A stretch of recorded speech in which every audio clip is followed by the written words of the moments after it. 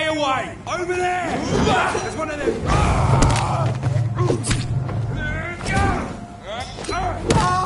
Fuck, he's fast!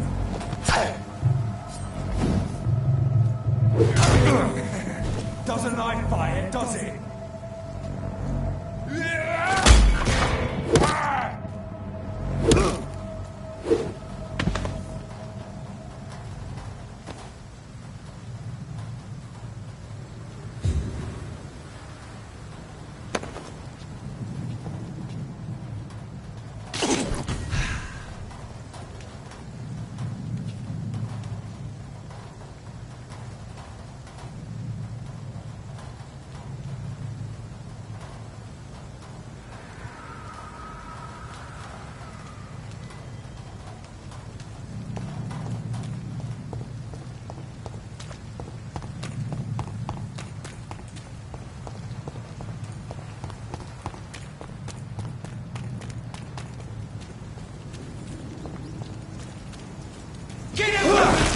We found him! Monster! He's dead!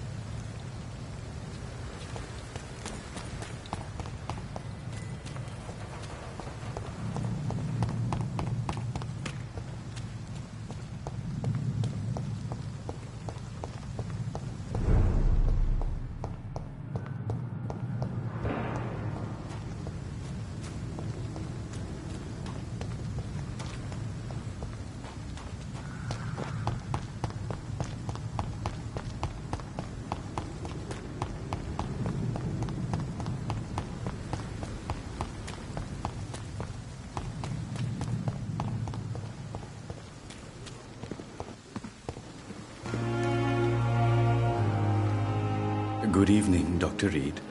Such a pleasure to see you again.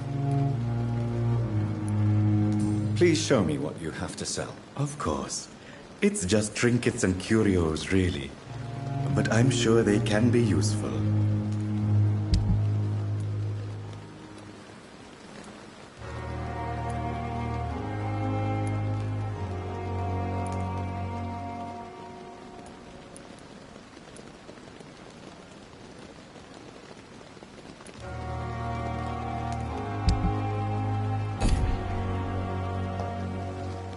It's locked.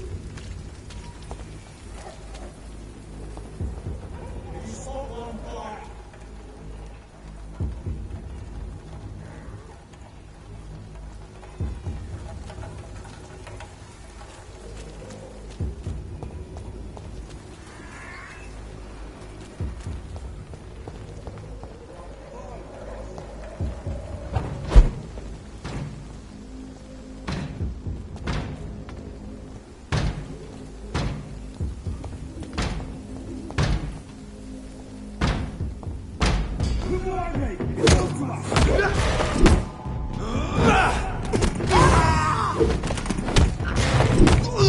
my God!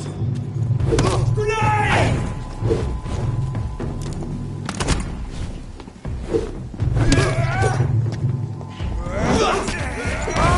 Filthy piece of shit!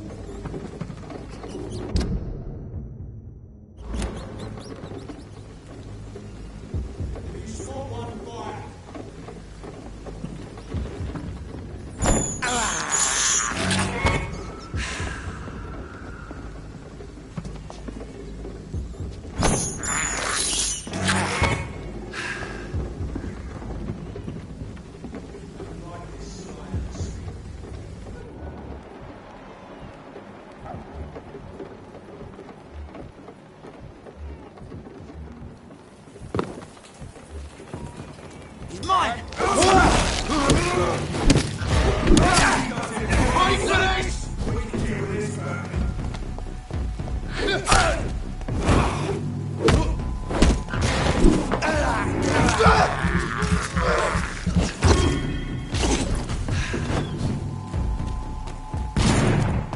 Bloody monster! I'll kill you! Yeah!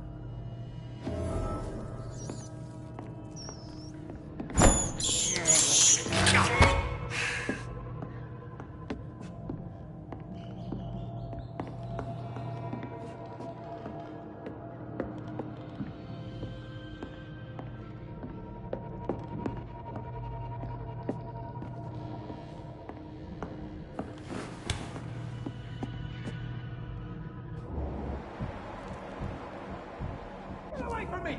Don't touch me with your disgusting hands!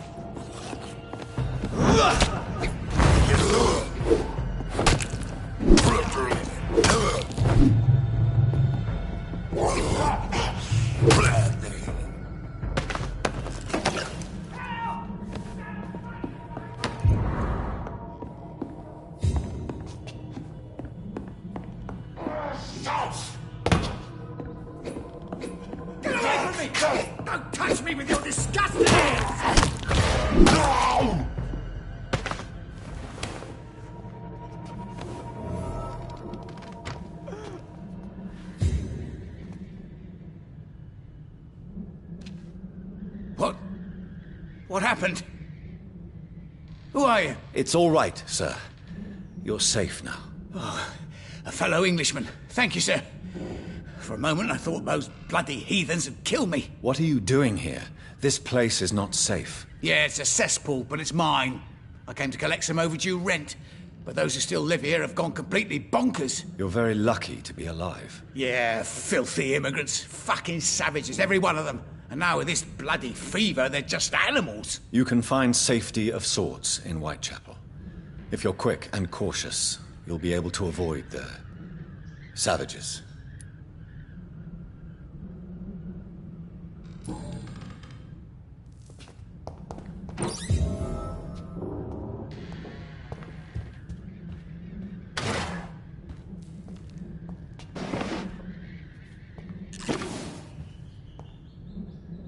This is Braille. I need someone who can read this.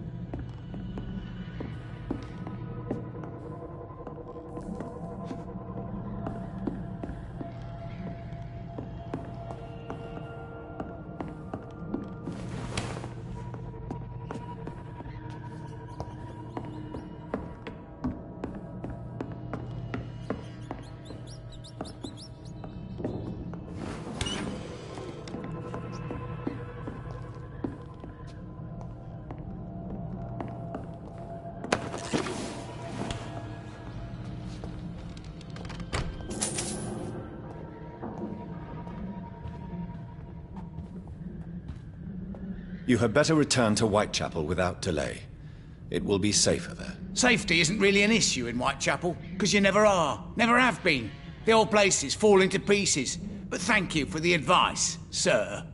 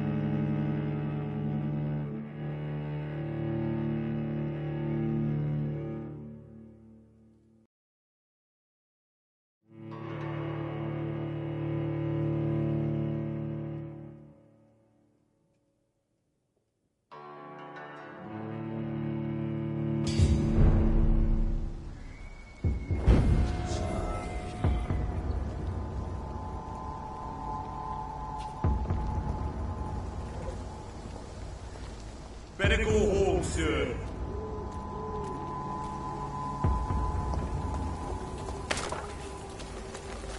Easy does it, boys. Good there, you ugly fucker.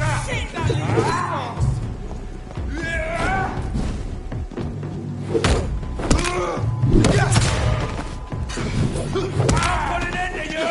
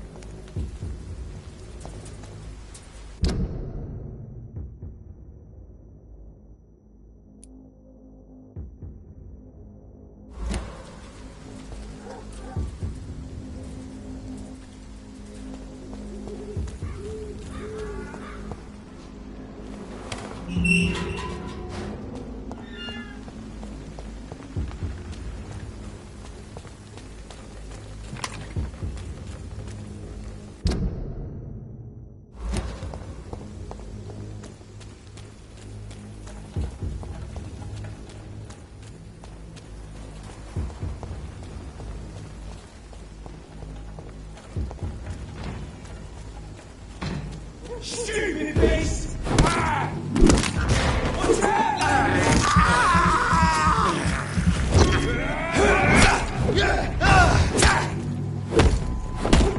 He's being bit!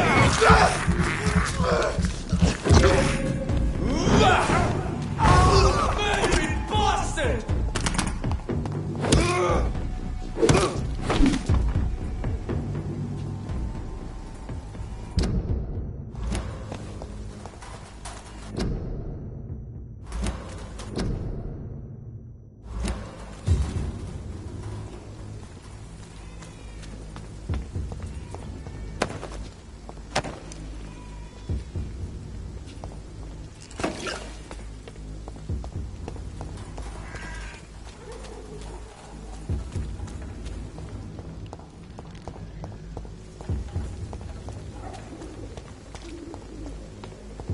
More and more of these bloody leeches every night.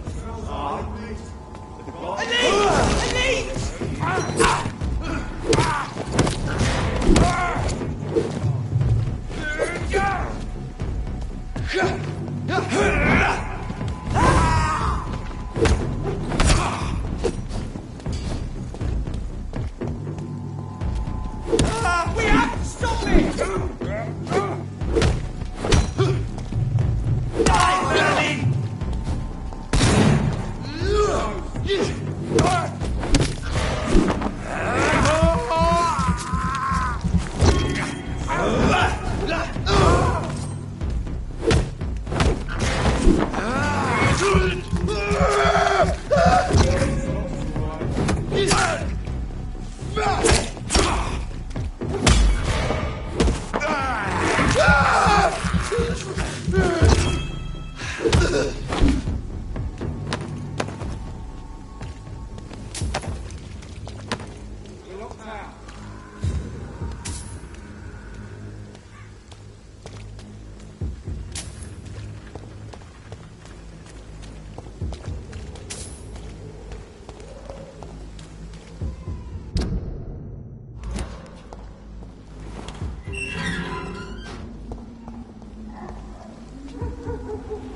Whitechapel.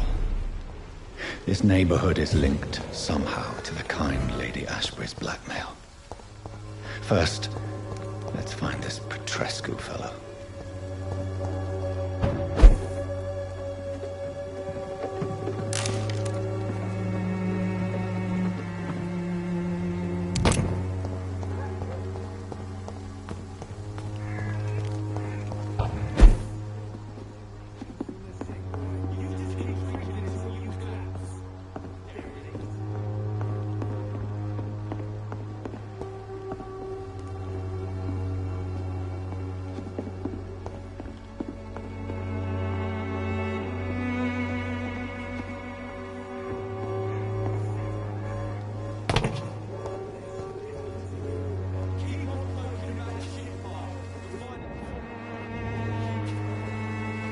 Fuck you all! Fuck it all! Stop it now, Albert! Stop it! The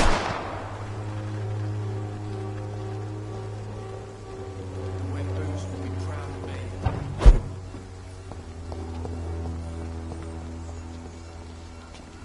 Are you all right? The bastard hit the wall next to me.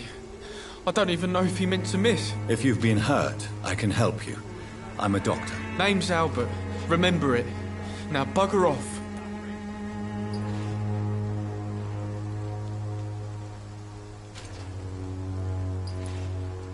I found the recruiter you were expecting. He's dead, but he carried a note. The Wet Boot Boys have accepted your application. I knew it! I told you I was tough enough. I'll be free soon.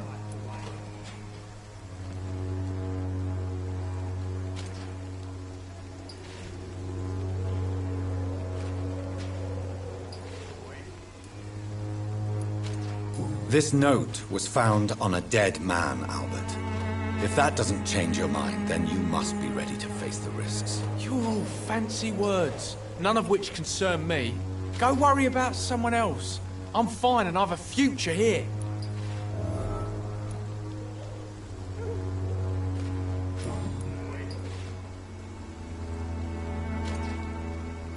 What happened? Did you really steal that man's medication? Hey, I didn't do anything, it ain't me. All right. Perhaps the poor drunk just confused you with someone else. Sod off, mister. You ain't got no clue what's going on here. Bastard was a soldier in the war, so now he's got the right to shoot me. It's true. I'm not familiar with this part of town. Perhaps you could help me. I said sod off. Go find yourself another guide. Do you need assistance? Please. Feeling tired these days. There you go. Let's hope nobody steals it from you. Very funny.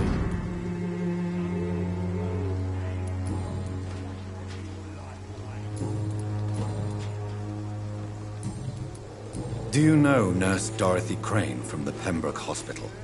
If you know anything about her, I'd appreciate it. Never heard of her. She's pretty, I'll keep an eye out. Goodbye, young man. The wet boots will be proud of me. Someday you'll understand. You've wasted your... What? Shooting a boy in the middle of the street. Not the best thing to do, wouldn't you say? What? You saw what happened?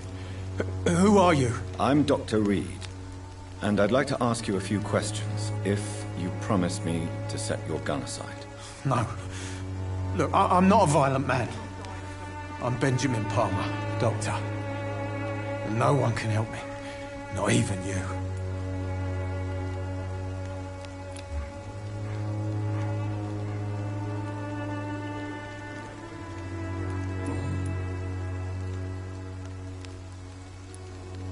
Whatever the boy did, I'm sure he didn't deserve a public execution. I swear I didn't want to hit him. It's just that I'm sick in the head, you see, and the boy just frayed me last nerve.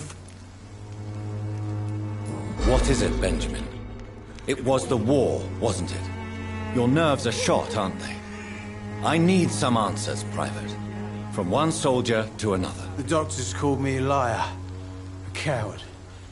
Put me in a straitjacket, locked me up. Finally, they sent me back to the front lines with a handful of tablets.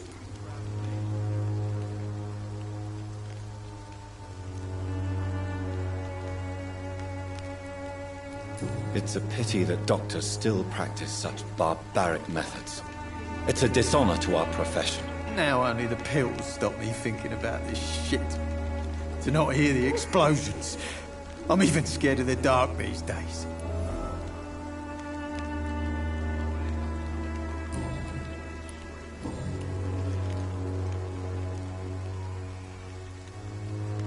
What can you tell me about this place? Nothing to say, really. This is where I used to live, and this is where I live now. You don't have anywhere to go? No family that would welcome you? Not since the death of my wife, Albert's mother. She was sick, you see. Long before the flu and all this shit. You mean you used to have a better life? Yeah, I had a wife, a home, and a job. I even used to have a name. Now I'm just Ben. Ben the Tramp. Perhaps you could focus for a moment and tell me your troubles. I'm sick, broke, and my son just stole my pills. Everything's coming up roses. Do you know Nurse Dorothy Crane from the Pembroke Hospital? Have you heard anything? It's funny, I've been searching for her too. I need some pills. But the woman is a phantom, if you ask me. Really? And why is that? Word is she ain't real. She's a cover for some doctor who runs an illegal dispensary for migrants.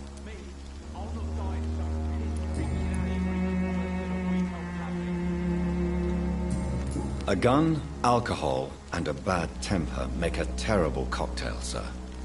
Goodbye for now. The wet boots will be proud of me.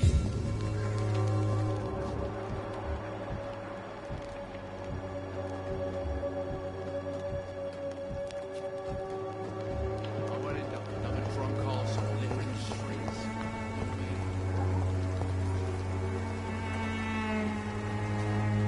Good evening, miss. Good evening, sir.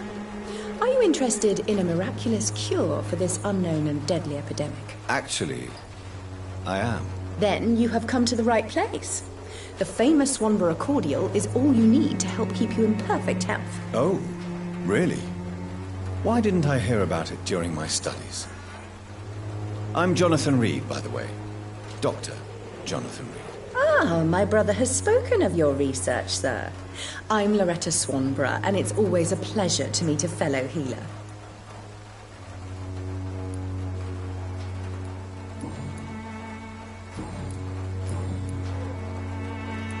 Tell me, who intrigues you most in Whitechapel? The region itself is something to see, but I would say Camellia the mute florist who gives away her flowers. Is there anyone I should avoid? Cadogan Bates, without a doubt. The bloody bastard remorselessly exploits poor migrants as soon as they get here.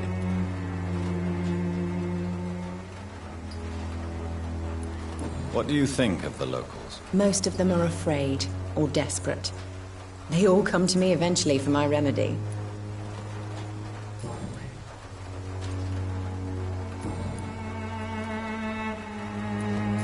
Do you know Nurse Dorothy Crane from the Pembroke Hospital? I'd like to know more about her. I don't like to talk about competition. Competition, you say? Never met her, but it seems she provides some sort of medical care to the poor. The whole thing has to be some sort of scam, if you ask me. I'd like to see what kind of medicine you're selling.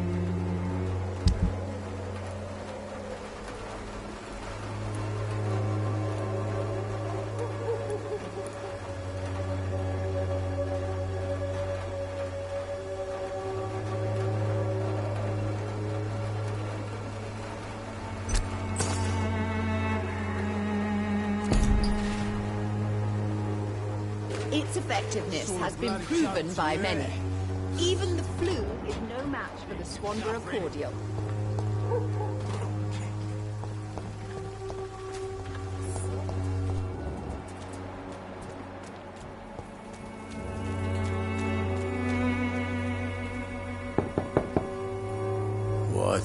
What do you want?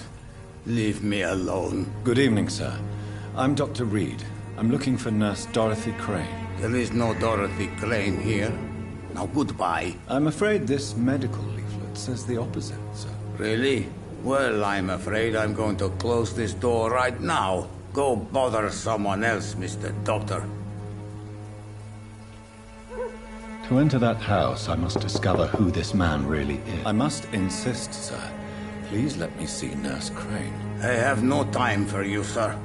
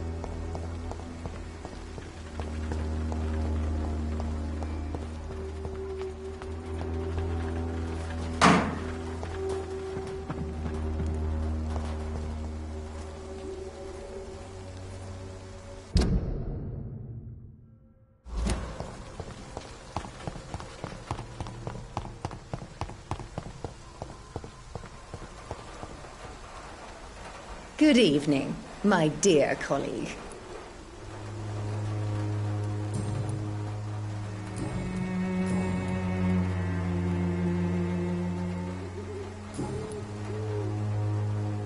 Goodbye, Miss Swanborough. Perhaps we'll talk again. Its effectiveness has been proven by many.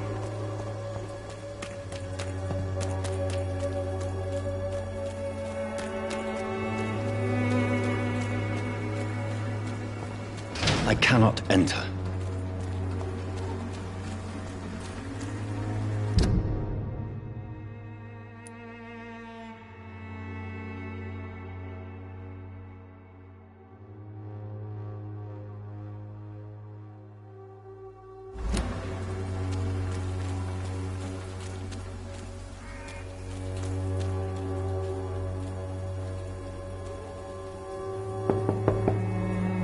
No one's there.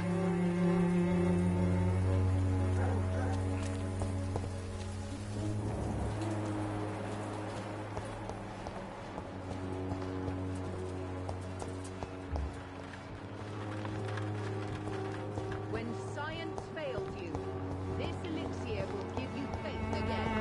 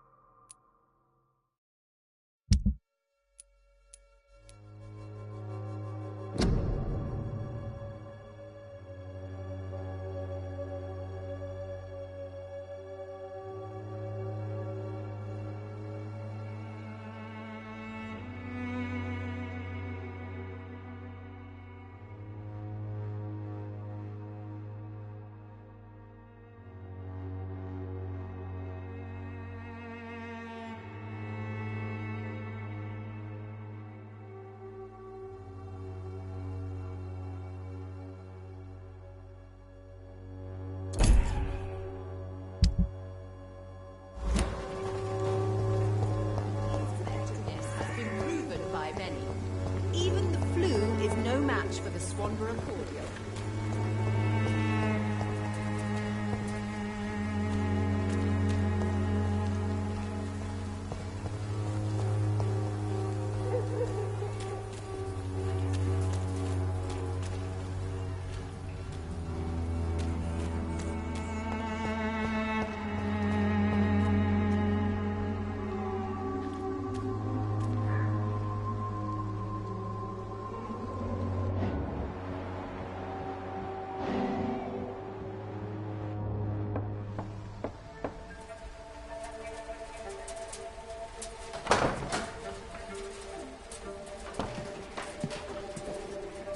A strange man was at the door with a pass for our medical facility. I refused him entry.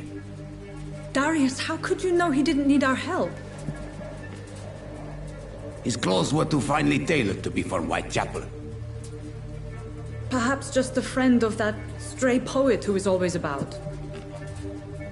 Richard Nithercott?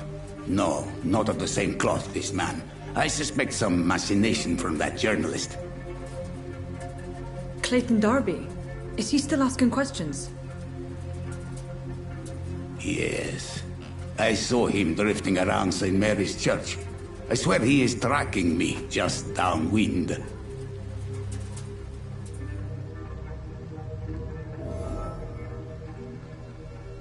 I must talk to that journalist or the poet. They must know about Darius. Nearby the church they just mentioned.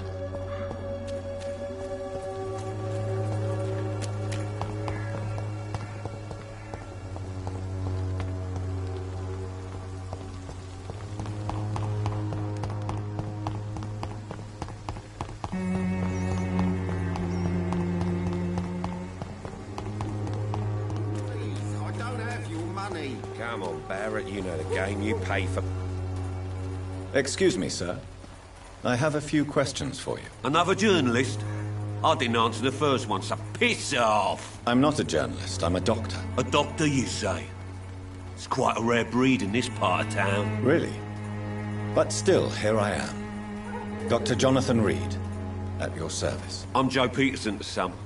but Colossus joker most. And I don't remember asking for your service, sir.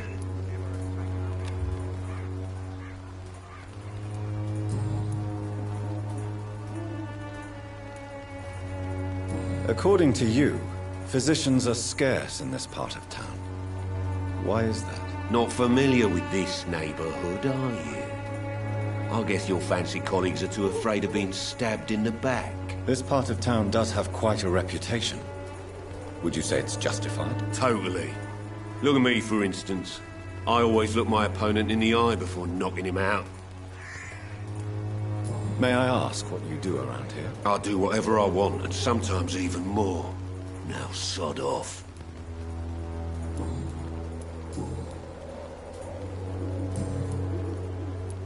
Have you heard of a nurse named Dorothy Crane? She's a colleague of mine, and is supposed to live around here. Dorothy Crane? Yeah, I know her. One of the few good souls who dare to help the sick around here. Could you please tell me more about her? She's a nice girl. Tries to help the migrants. I offered to give her a hand, but she said my reputation would attract too much attention. Goodbye, Mr. Peterson.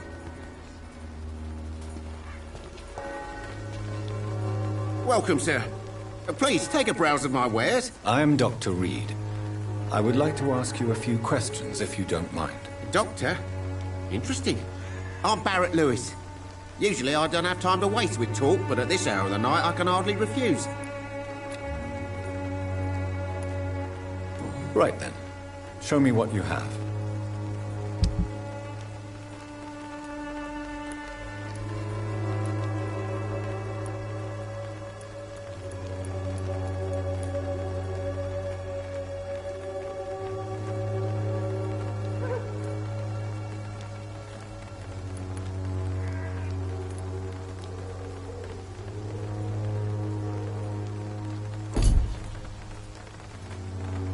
Fancy buying something, sir? You never lose your... Have you heard of a nurse called Dorothy Crane? Nurse Crane? So the bitch really is a nurse, then? Always thought she was just some crafty foreigner, that one.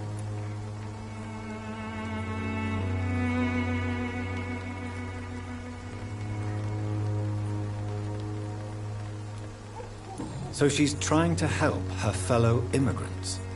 Why would that make her a villain? Dorothy Crane ain't even a real name. Something like Dorothea Craniu. Something like that.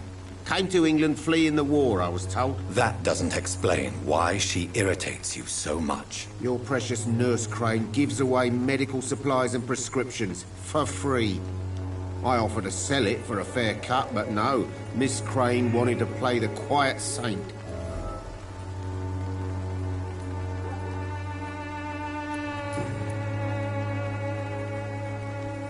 How is business around here? Business?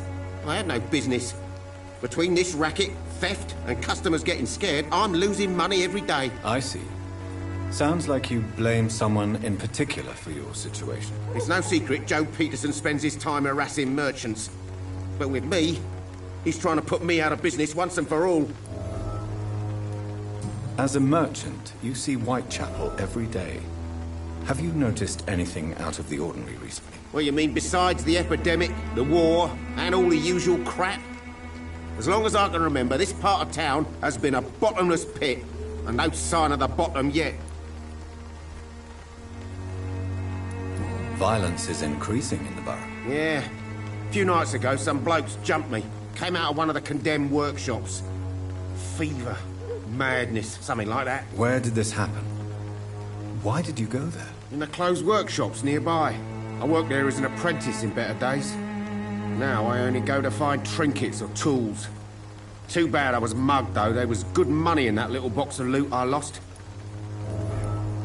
Have you been hurt? No, but that's only because I ran like hell. Those men were raving lunatics, I tell you. Not even able to speak anymore, just screaming.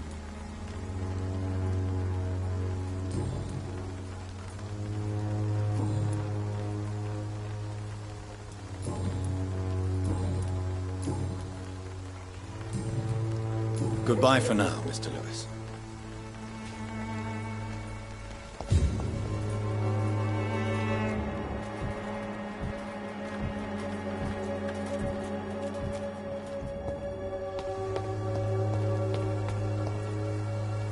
Forgive my interruption. Do not apologize, my son. Father Tobias Whitaker is always happy to teach mortals about the incoming Armageddon. I am Dr. Jonathan Reed, and I just have a few questions. A scientist? You are much more lost than I thought, my son.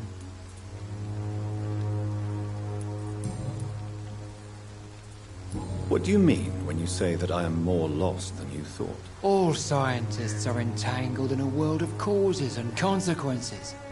And most of them can't see the plain truth. Quite a judgmental opinion, if you ask me. But what do I know? Blinded by science as I am. Well, you are seeking answers, aren't you? Answers about the Armageddon about to strike the city. Answers about the hidden truth. Well, I suppose I can spare a few minutes listening to your so-called truth. As a doctor, you must be aware of the decimating epidemic. But let me tell you that this so-called Spanish flu is just the beginning of the end. What do you mean? The beast is finally revealing itself, corrupting the flesh and the heart of men. With my own eyes I have seen them, those minions from the abyss. Really? And what would be your answer to this biblical threat? We must fight the disease before this legion outnumbers us. But not with scalpels and microscopes. No. What is left then? Cleansing fire.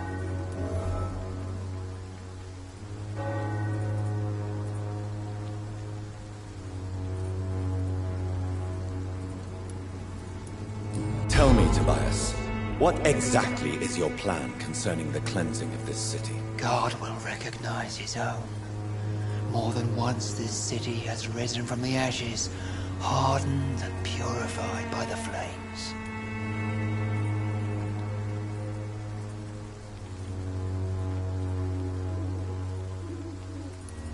Purification by fire has proved useful, but where do you stop? Burn the clothes? Corpses? Worse? Your lack of faith is predictable. But my task is to convince rational minds like yours to see the light. This is God's will. You're mad and dangerous. You're nothing but a soulless butcher. A small-time Torquemada. The Savonarola of Whitechapel. My son, if you think salvation is a free gift, go listen to the lies of that pompous fool, Joseph. Joseph, a fool? Vicar Larrabee of St. Mary's Church. While he continues preaching his fraudulent redemption, more and more people die in the streets. What do you mean when you say that I am more lost than you thought? All scientists are entangled in a world of... Quite a judgment. But you... I am. But the answers I seek are based on facts, not superstition.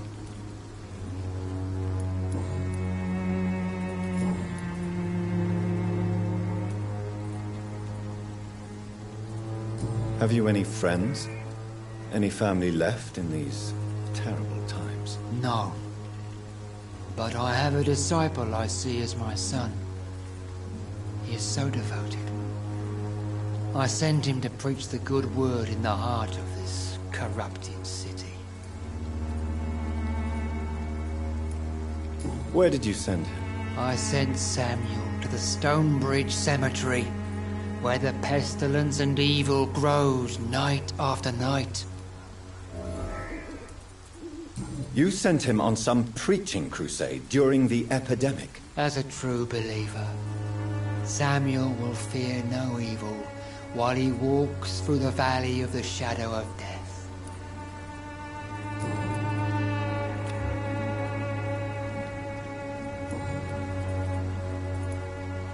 Do you know Nurse Dorothy Crane from the Pembroke Hospital? I'd like to know more about her. I don't like the liberal ideas of nurses, but I especially abhor that Nurse Crane you mentioned. Why do you hate Nurse Crane more than other nurses? Before coming to London, She was a member of the communist resistance in our country. That's what happens when you let a woman get involved in politics. So, you're not exactly a fan of Florence Nightingale's work. But nurses are essential for modern healthcare. Nuns should be the only women allowed to take care of male patients.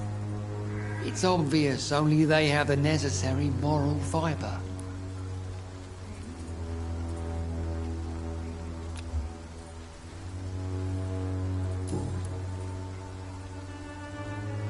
I have heard enough for tonight. Goodbye.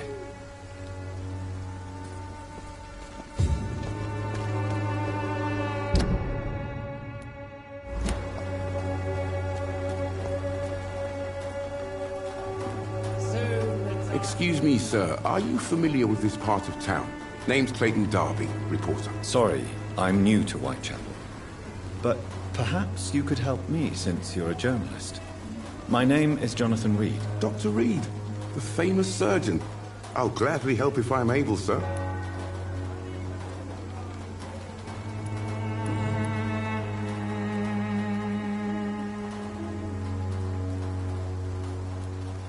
What is a journalist doing in this borough after sunset? He goes where none of his colleagues would dare to go, to inform the country. So you risk your life to reveal the truth. I saw many reporters do the same during the war. Whitechapel is the crucible of so many untold stories and tragedies. I want people to know them. That's quite honorable of you. But is the public interested? Not at all, sir. And that's why I'm an independent journalist, hoping to sell some stories. Why are the newspapers keeping silent about the Spanish influenza? It's as though none of you care. There's a war going on. People shouldn't be demoralized by news of deadly diseases.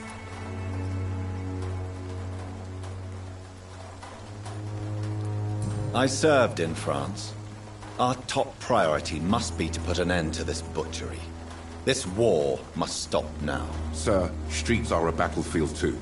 An invisible and untold war is going on, and it must be stopped. Have you any idea of the danger you face in these streets at night? I've had to run and hide more than once from frenzied mobs incensed by the fever. Do you think the flu is really responsible for this, Doctor?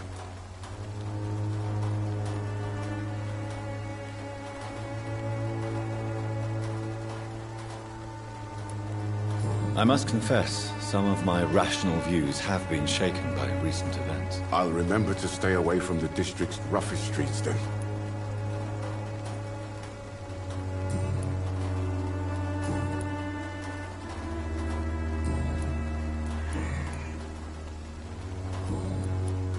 I heard you're investigating an underground medical dispensary in Whitechapel. What do you know about it? Not much, I'm afraid.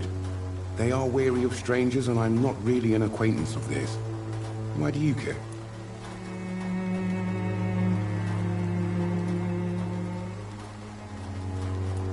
I'm a doctor, Mr. Darby. I care about everything involving public health and this epidemic. Are you sure you're not just concerned about the repercussions that a scandal involving a certain Nurse Crane from the Pembroke Hospital would bring? Without a doubt, you are a damn fine journalist, Mr. Darby. What do you know of her accomplice, a man named Darius? I don't know much about the man. He's very cautious. Never goes out. Doesn't seem to have any friends or family. He has no relatives at all? No. Except for that strange man, a poet named Richard Nethercott, who sometimes comes by. Darius would never let him in. Where can I find this Mr. Nethercott? He spends most of his time lurking around Whitechapel, talking to himself or declaring verses. These days, you can usually find him behind the church. He never goes out? No. A few days ago, he unexpectedly did. I followed him, but it was just a ruse to keep me away from his house. Really? How do you know? He went to the nearest mailbox, but just before posting his letter, he ripped it up and threw it away.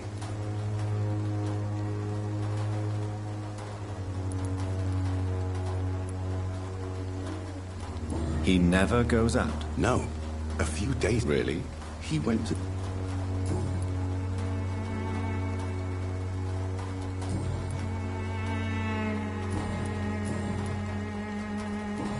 Goodbye, Mr. Darby.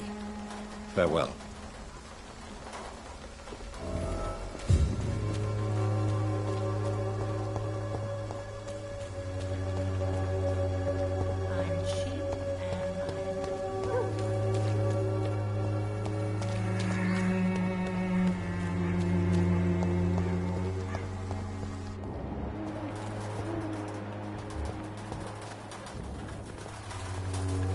Good evening, miss. I'm Dr. Reed. I'd like to ask you a few questions. I know what you're thinking. A tall stranger who meets a girl in the street at night. It reeks of the penny dreadfuls. But I mean you no harm, truly.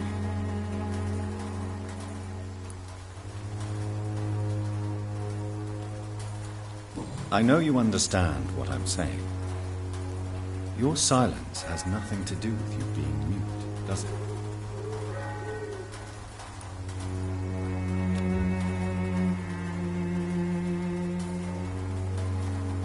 Very well. Goodbye, then.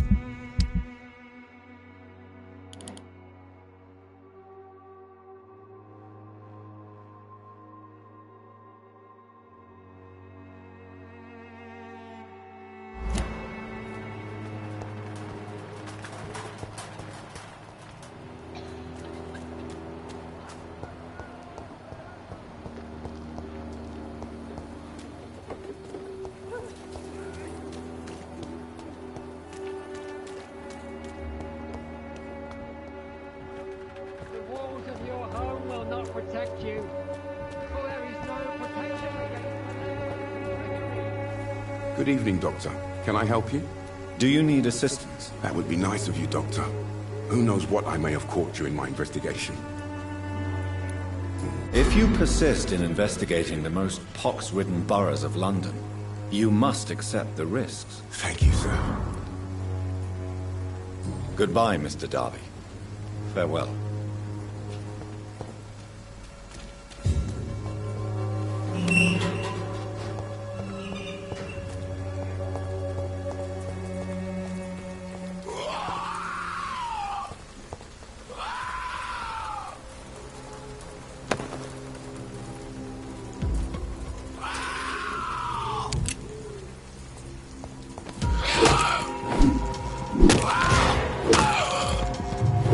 Yeah!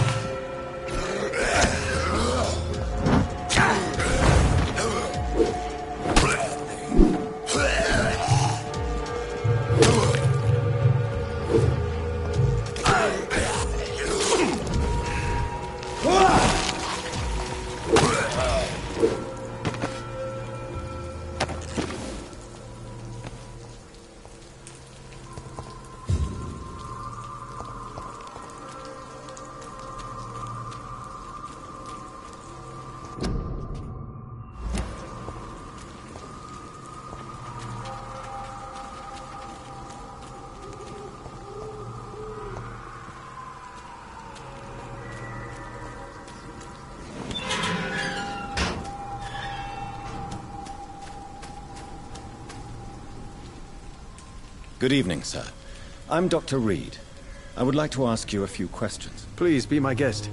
Although I may not be the best informant regarding this part of town, my words speak about that which the eyes cannot see. Really? Are you an artist of some kind? I'm a poet, sir. Richard Nethercott, at your service. May I ask what you're doing at this hour of night, sir? Do you live here? Not at all. I'm just enjoying the pleasure of a quiet walk. Though night talks are always preferable, if you ask me. Especially with strangers. But are you not afraid of the epidemic? Oh, why should I? I see some equity in the Spanish flu. No flesh should be saved, say the scriptures. Good or evil, rich or poor, all are equal in the eyes of the flu. If you say so.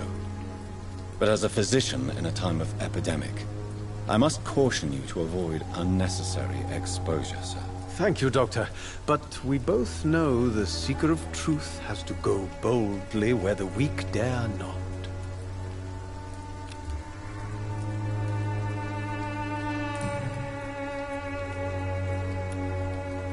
Are you aware that your life could be in danger in this part of town? But this is where I must be to feel the real beat of the city. I had to come, see it for myself, alone. I understand your need for solitude, but it's not safe around here. I don't care. I don't have many friends, Doctor, and my family despises me. If some misfortune came upon you, who would be here to help you? Well, you, for a start, my dear Doctor. What are your thoughts on the terrible situation in this city? Terrible, you say? No. Of course, the death of so many innocents is a tragedy. But the scourge has not been all bad for the city. Oh, no, sir. What are you talking about? Do you remember London before the flu? Noisy, cacophonic, quiet nowhere to be found. And now, listen to this oddly peaceful silence.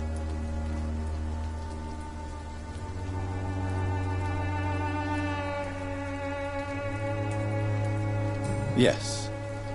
The enjoyable silence of the grave. You have a unique perspective on the situation, I must admit. Most people fail to understand my perspective. I don't blame them. But how could I call myself a poet if I veiled my feelings?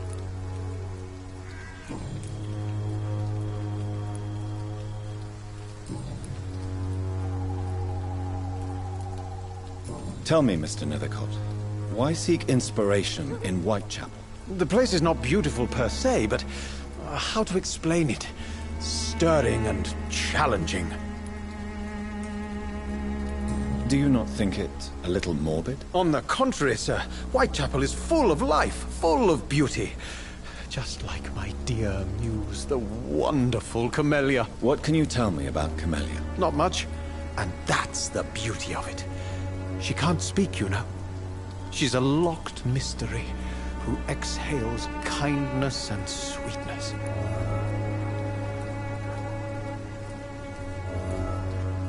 Perhaps you're just afraid to find out the truth about your muse. One day, perhaps, I'll ask her to come with me.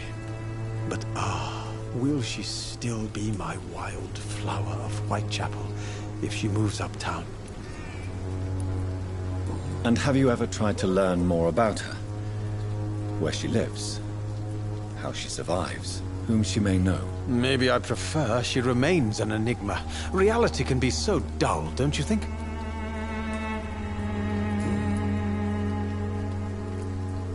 In what way, exactly? The struggle by gaslight, the barren smiles and the arid hunger under the rain. If you say so. Such vibrant antagonism and vivid paradox, the stripped humanity raged across each street.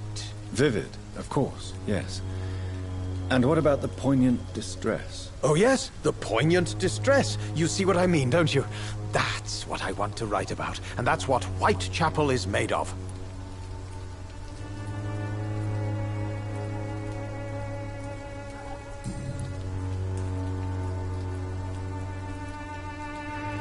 Did you know the mute florist is a member of a secret society? No, I didn't. But I thank you for this information, sir, for it only enriches the mystery surrounding the precious camellia.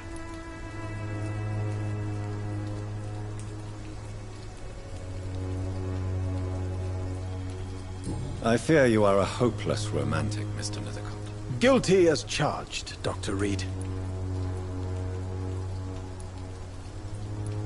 Are you not curious?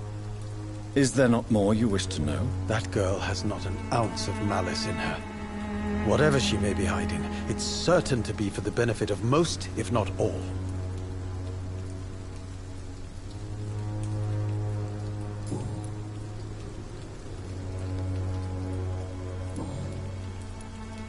May I ask you a few questions about the district? Extraordinary part of town, is it not? I'll be glad to help you, if I can.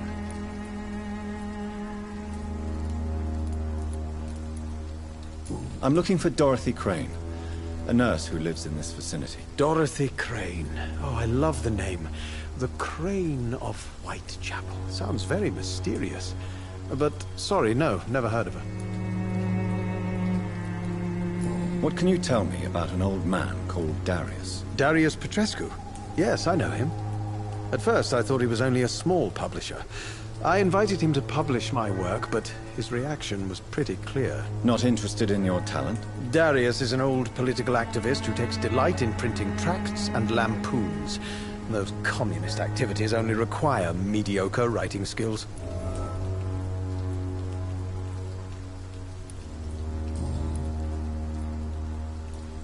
I'll leave you alone, sir. Good evening, Mr. Nethercott. And good evening to you too.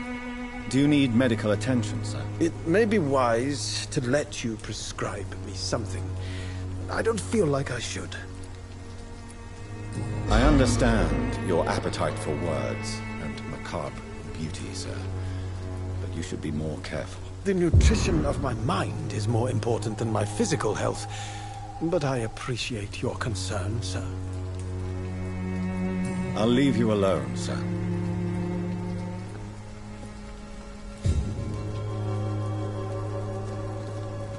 Some of us come to this world already touched by grace.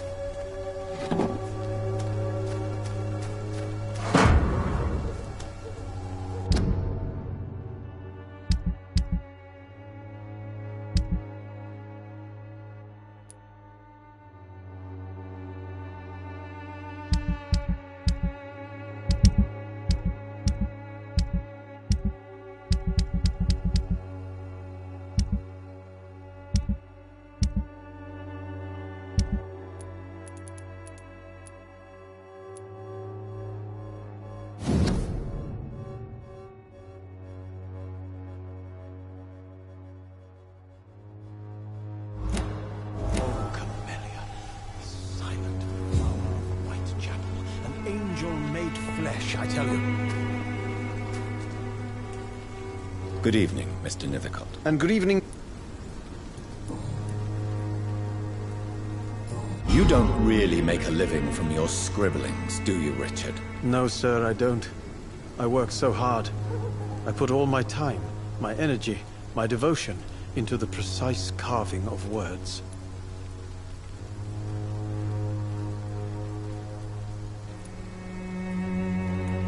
Still, you don't seem to suffer from poverty. With thanks to my parents, actually.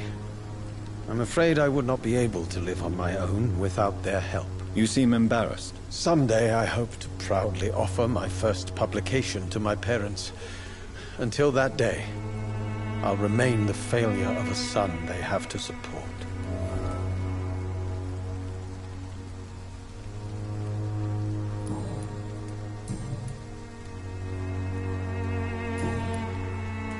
I'll leave you alone, sir.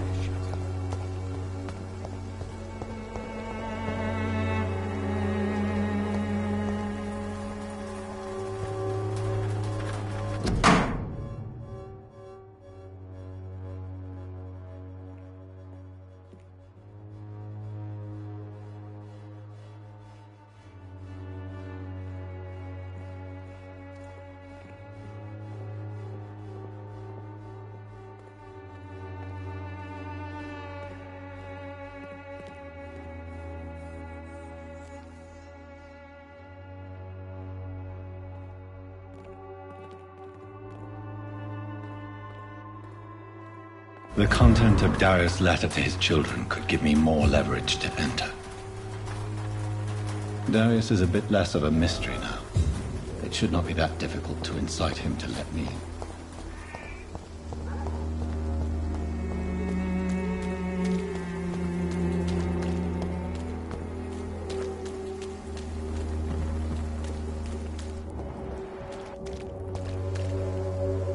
Don't be shy, handsome. What can Christina do for you? I'm not looking for what you're selling. But I'd like to ask you a few questions, if I may. I'm a doctor. Dr. Reed. All right then, but be quick. Though I usually get paid when I open my mouth. Do you need any assistance, Miss Popper? It depends on the price of your medicine. I am shocked that you would think I am that sort of man. Forgive my suspicion. I'm so used to liars with good manners. Thank you, sir. Christina, have you been examined? The epidemic is spreading fast in London, and you could be exposed, or expose others. I don't like doctors or hospitals, but I don't like you asking questions. Considering your line of work, I assure you it is only a matter of time before you have health issues. If it is going to happen, it will happen. Right now, I need money. That's what's important. You can put your own life in danger, that's your decision. But what about your clients? If you're contaminated, you will put them in danger too. And you think that would worry me? If you knew the men I deal with, their health would not be what you'd worry about.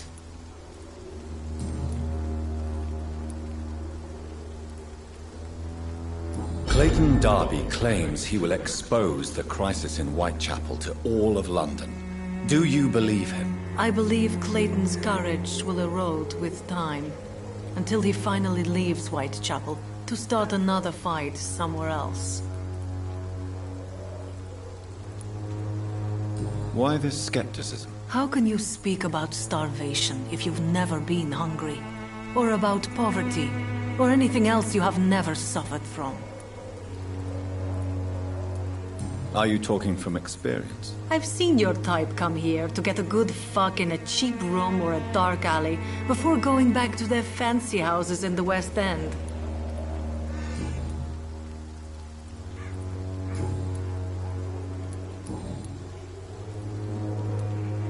Tell me about yourself. Are you joking with me?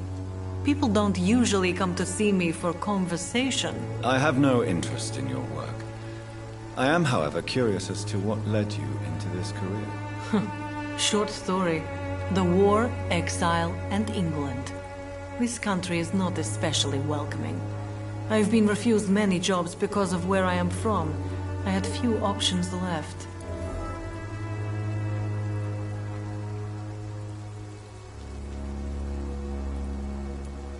I always thought I was the master of my own fate. But now I know we don't always have control over our lives. I don't judge you. You know, this money is not only for me. I have good reasons to need this money quickly. But it is not your concern, Doctor.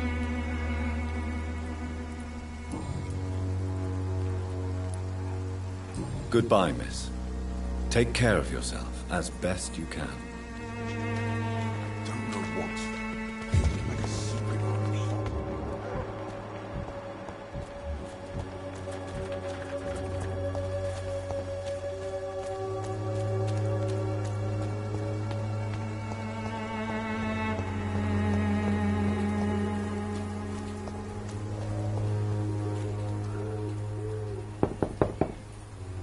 Mr. Petrescu, just 1 minute, please. You again. Go away.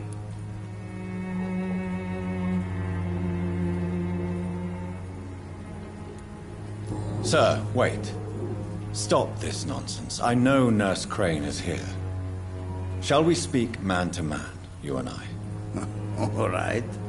Speak up. Don't you see we're on the same side?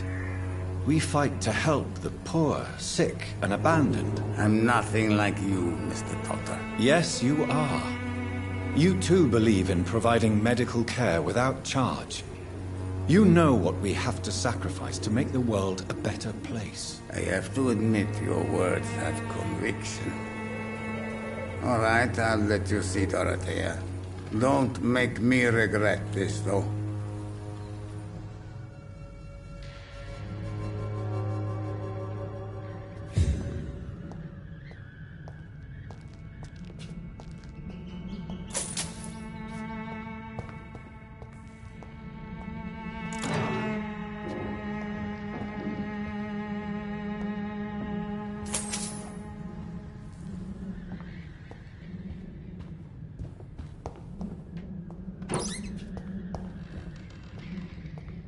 It's locked, all right.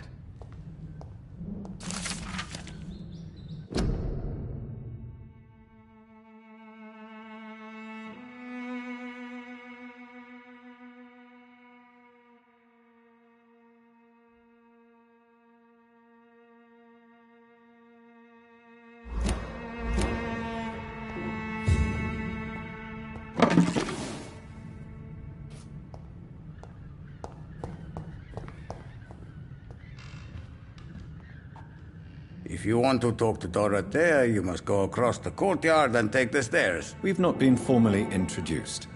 May I ask your name and occupation, sir? I am Darius Petrescu. I'm here to keep snitches and spies away from Dorothea. And I also run this little print shop.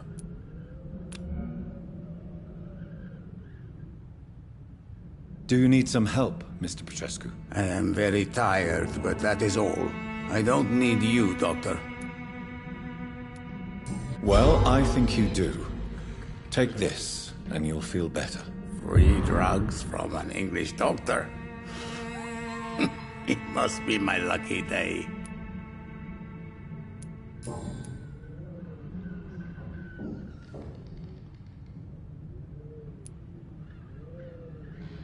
Tell me everything you know about Camellia, the mute florist. I do not believe in the afterlife, Doctor, but I'm almost convinced Camellia is an angel.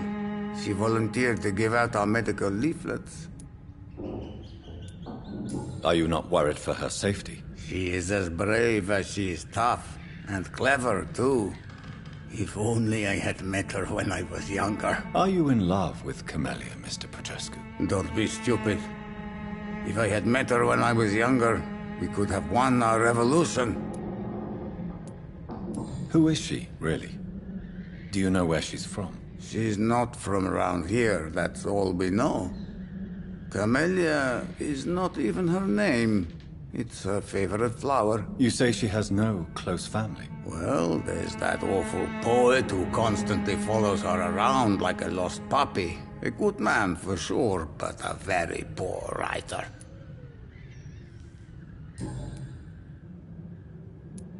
So Dorothy's real name is not Crane? Like myself and many people in this area. Dorothea is from occupied Romania. That's all you need to know. She seems important to the community. More than you can imagine. The West End does not want to hear of Whitechapel's misery. Dorothea is one of the few doing something about it. Did you refuse to publish Richard Nethercott's previous works, Darius? Yes. His manuscript is as pompous as he is starched. Now there's a man who loves the sound of his own voice. You could have told him so. As a great writer recently said, politeness is the most acceptable hypocrisy.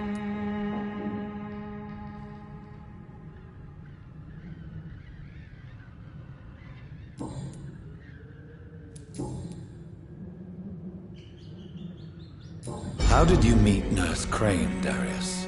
Why does she trust you? I'm her oldest friend in England. Dorothea and I share many ideas about this country and about the country we left. You mean occupied Romania, don't you? Even if not directly, I fought against your enemies. Really? Then perhaps you have more in common with Dorothea than meets the eye, Dr. Reed. Do you have any family left, Mr. Petrescu? Children or grandchildren? Who knows?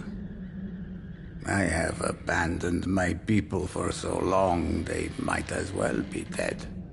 As dead as I am for them, I suppose.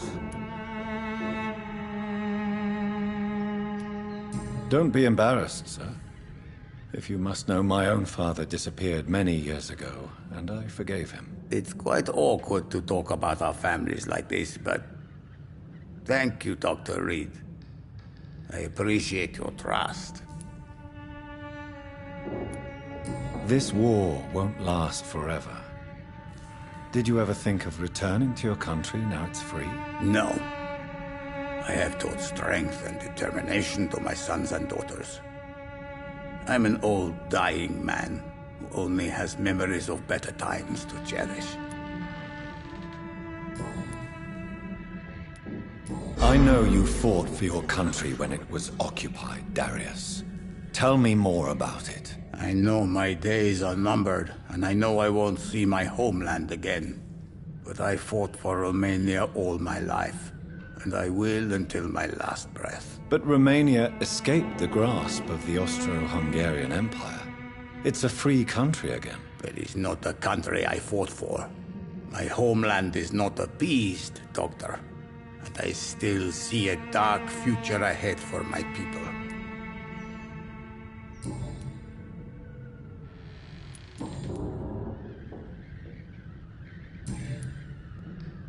Goodbye, Mr. Petrescu.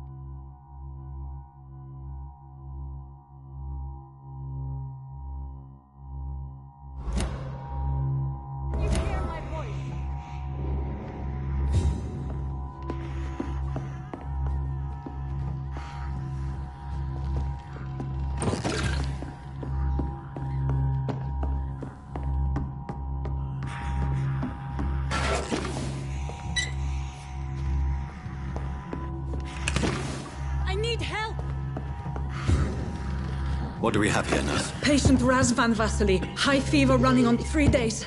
Complaints of dizziness, muscle aches, and head pain. Diagnosed with influenza. Treatment? Aspirin and salicin for the fever and discomfort. Liquids for dehydration, but he's having trouble keeping even water down. Thank you, nurse. Anything else I should know? He did lose consciousness this morning, but he's never had convulsions like these. He's not convulsing, he's choking. He's not getting any air. Scalpel! Hand me that scalpel! What can I do, Doctor?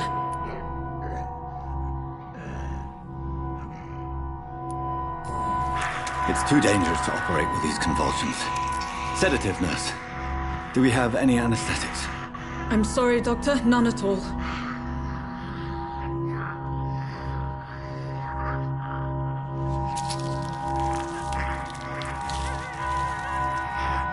I need to perform a tracheostomy.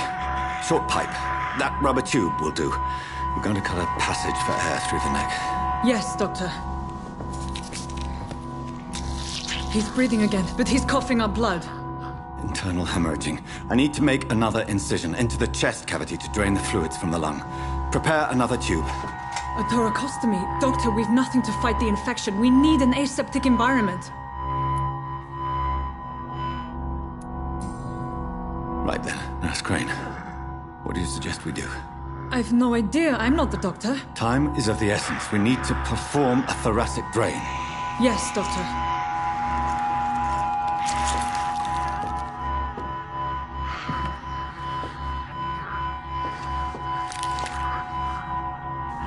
He's still bleeding, Doctor.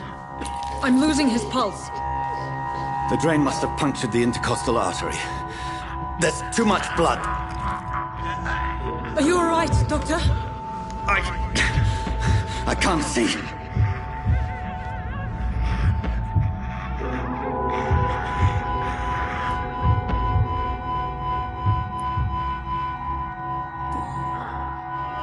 I must first suture the artery. Find the wound. The source of the blood. Needle and thread, Doctor. Good. The stitches are holding. How's he doing? We're losing him. We've lost his pulse. He's dying, Doctor.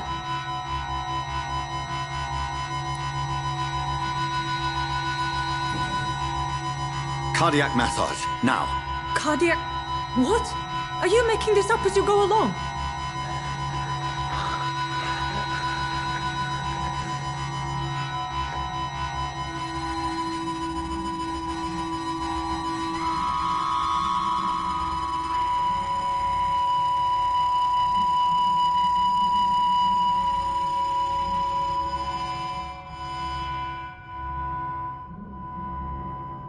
We've lost the pulse.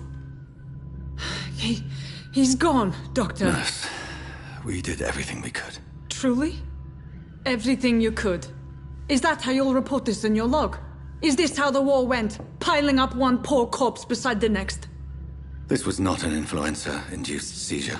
I've never seen symptoms like these on the continent. Neither have I. But the previous symptoms leading up to this attack were the same, indistinguishable from the epidemic. No. There was something more vile in these reactions. Something primitive. There have been numerous reports of mental breakdowns caused by the fever that accompanies the flu itself, Doctor. Yes, but... I'd best take some samples of the blood for analysis.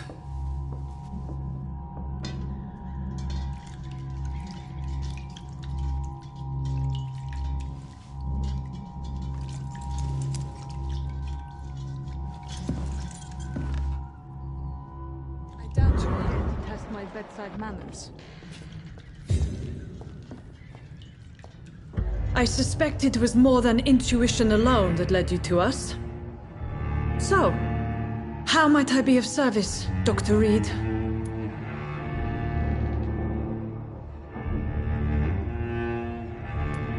I've come to put an end to this insufferable blackmailing, Dorothy. Doctor, you think your warnings scare me? I've stolen and plied, blackmailed and lied, but what else am I to do? I'm all these people have. But why Lady Ashbury? Why her, of all people? She's pristine and proper, all right. But that she-wolf in sheep's clothing murders the poor for sport.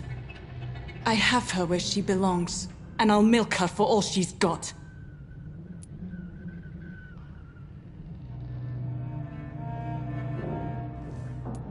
Dr. Swansea is a sensible and honest man. He wouldn't have refused your friend's care at Pembroke. It's easy for you to say, Doctor. These people cannot go to the police, nor to the hospital. They don't even speak English. They depend on me for everything. So, the end justifies the means. Is that your defense? I know you're kind, Doctor. Just another fine-heeled, silver-spooned gentleman who was given the world on a platter. You know nothing of poverty. Nothing of the shame, the hunger, the loneliness.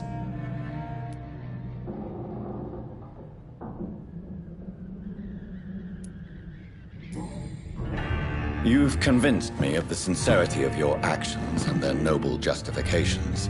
But all the same, blackmail is a crime, and it will stop, Nurse Crane. So, are you going to turn me over to the authorities?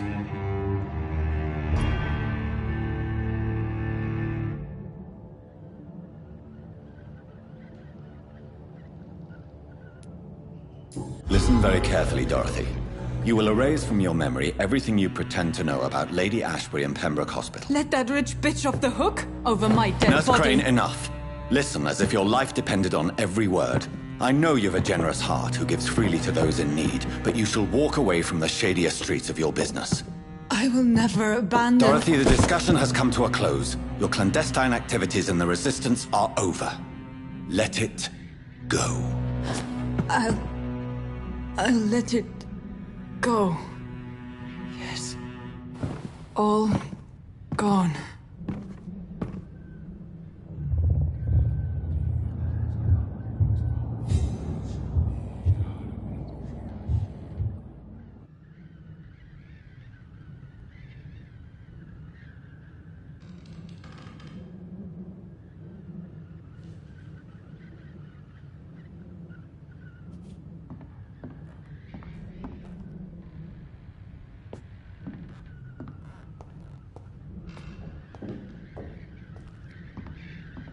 It's locked.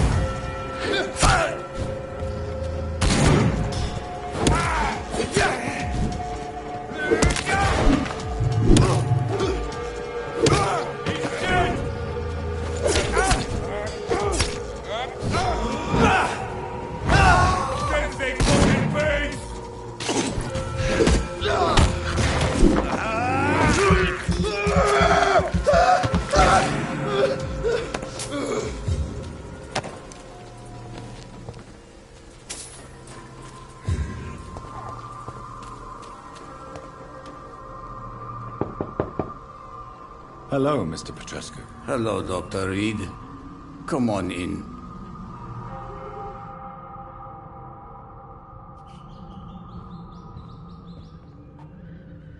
Yes?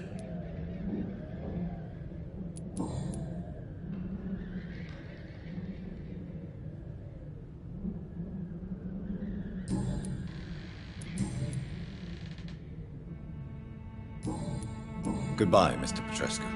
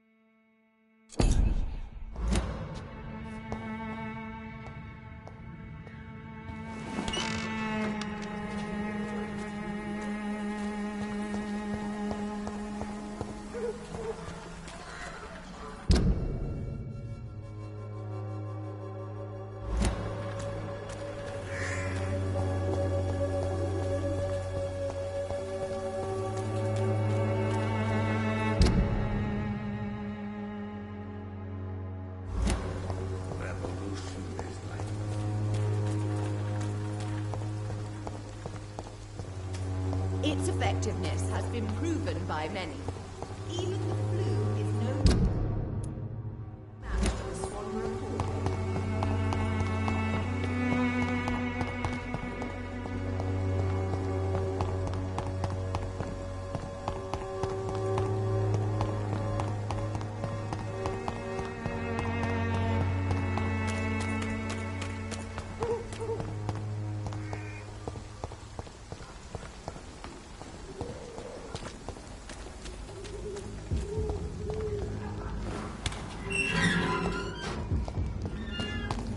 human blood. Whoever left these marks did so deliberately.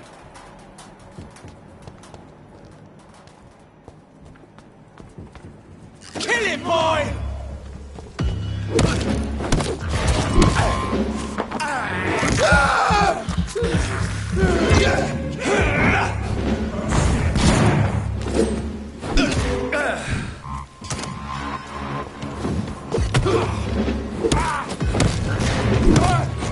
Fuck! He's dead! Filthy fucking beast! Die, Fergie!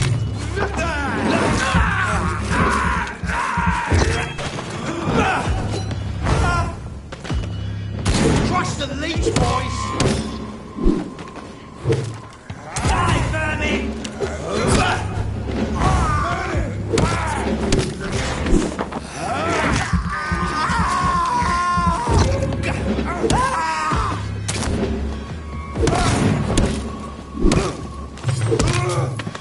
Die, Fergie!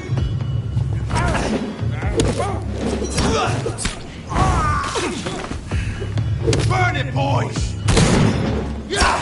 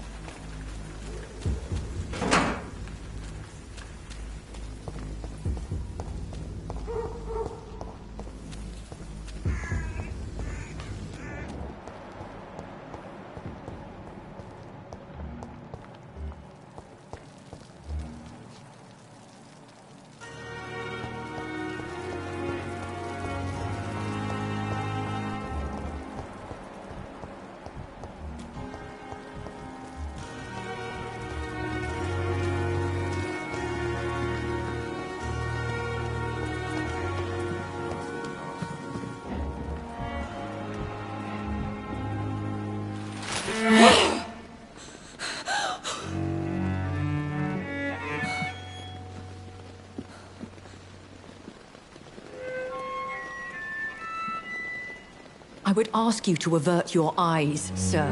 Or did you not know it was rude to stare? I knew it. Speak up, Dr. Reed. I like a man who speaks his mind.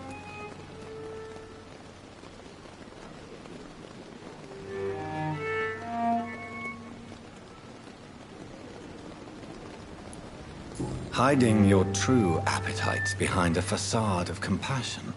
Bravo. Very clever indeed. Spare me your sarcasm, Jonathan. You are but newly born in this world.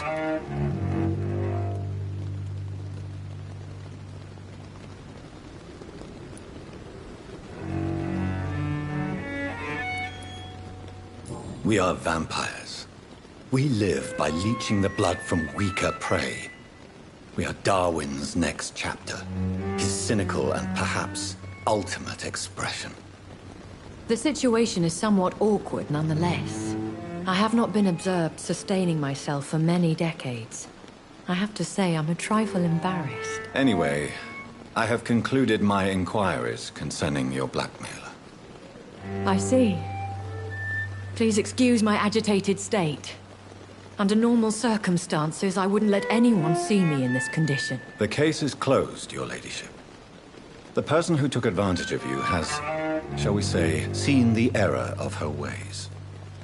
So who was it? My lady, the blackmailer was dealt with using the utmost discretion. The culprit's identity is of no relevance. Thank you, Jonathan. That is exactly what I needed from you. You have proven your loyalty, so, as a friend, please accept this small token of my appreciation. Thank you, my lady. If you have an inclination to learn more about vampires or your current situation, I will be glad to aid you in your quest for knowledge.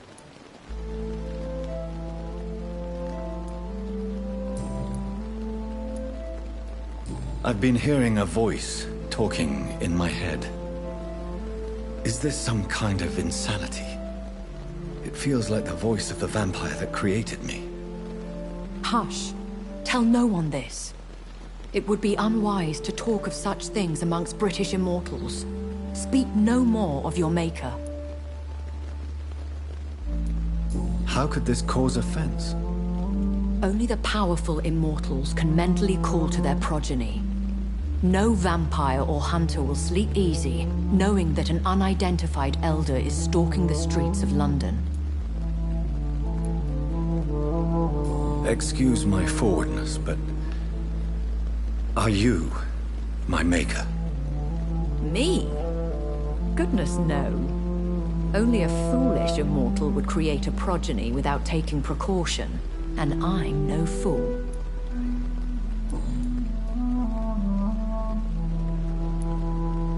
I don't understand. Why was I created and then left for dead? That is a question only the one who made you can answer. It's not normal practice. I doubt even if you find him, he will answer you, considering how cruelly he treated you. So me being a vampire could have been a mistake. I very much doubt it, Jonathan. Contrary to the legends, it is not as simple to make another vampire by just biting someone. I'd like to avoid creating another vampire by mistake anyway. Tell me, how is it done? The process is dangerous. It could even kill your potential progeny. If you did decide to sire an offspring, they must drink of your blood, Jonathan.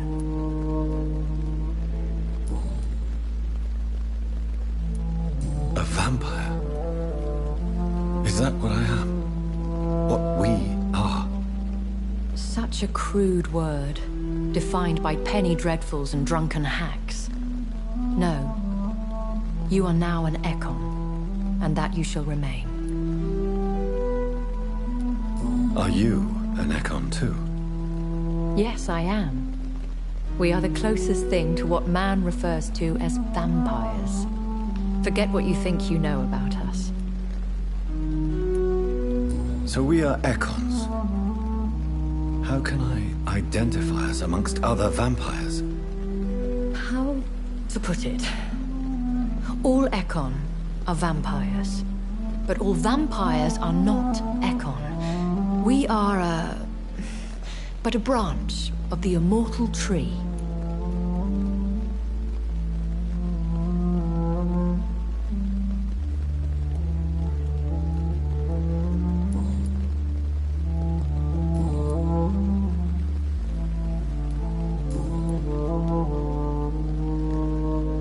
Why does Dr. Swansea allow you to feed on the patients of the hospital? Dr. Swansea is a good and compassionate man. He is trying to find a solution for our hunger. Until that happens, he is clever enough to understand that I only feed upon the dying. What do you know about this Brotherhood of St. Paul's Stole? The Brotherhood is well known amongst London vampire society. As long as our kind is discreet, and as long as they do not interfere, we have come to a mutual understanding. And no one suspected you of the murders? As you well know, suspicion has recently fallen on me of killing for pleasure. But you have my word, Jonathan. I take no pleasure in taking a life. Why did you save me in the canning factory? I could hardly stand by and watch such a promising young blood as yourself be torn to shreds by some gutter scowl.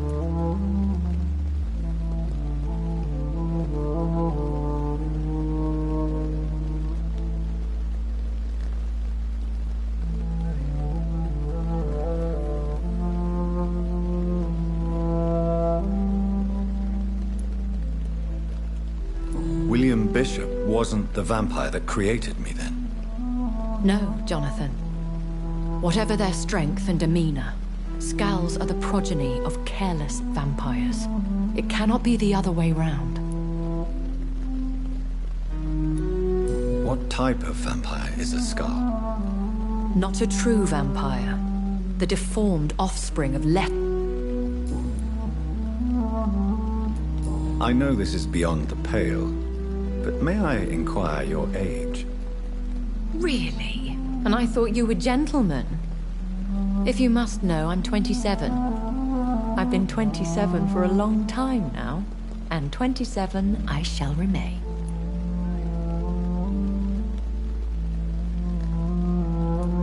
Very well, but I believe there is more to this than you are saying.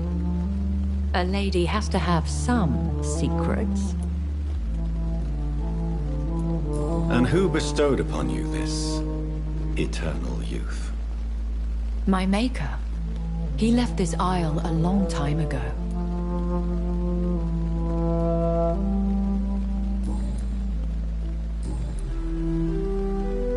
I bid you farewell, for now, my lady. I must quickly analyze the blood I took from Nurse Crane's patient. So lucky to have Dr. Reed, you know. I met him in New York once. If only there were more of us, less resignation, more determination.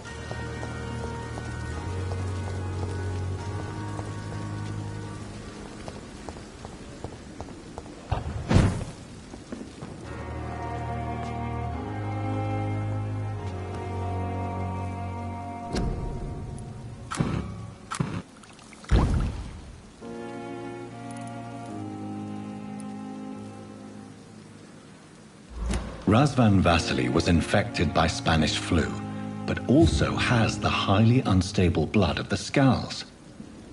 Is the London vampire epidemic transmitted through the flu? I should talk to Dr. Swansea about it.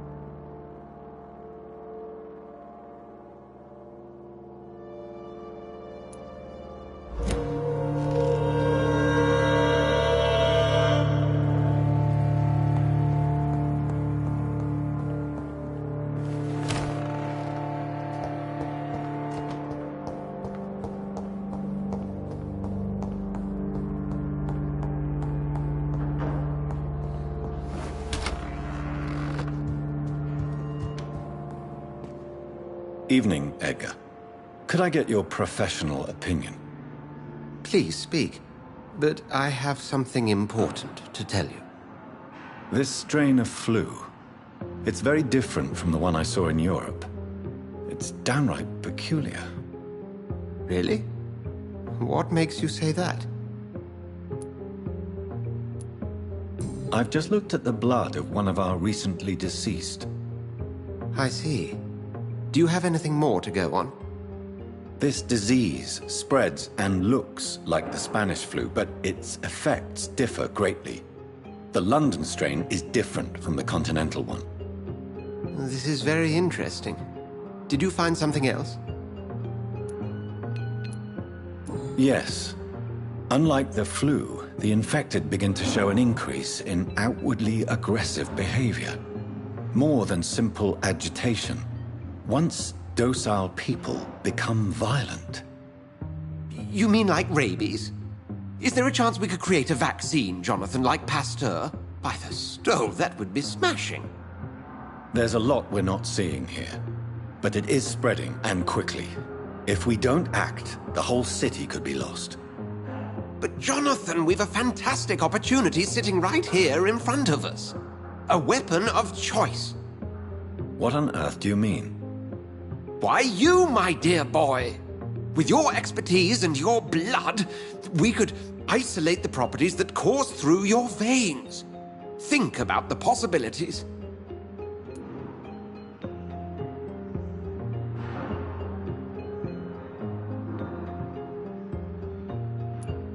I admit it did occur to me.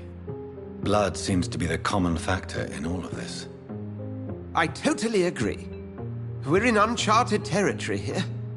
Maybe it's just wishful thinking, but imagine the possibilities.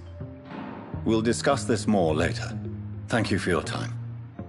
No, thank you, Jonathan. But as I said, I needed to talk to you. I have some rather bad news. Yes? I'm afraid it's your sister. My sister? She's to be buried this evening at Whitechapel Cemetery. Your mother published the obituary this morning. I see. I'm sorry, Jonathan. Please accept my condolences.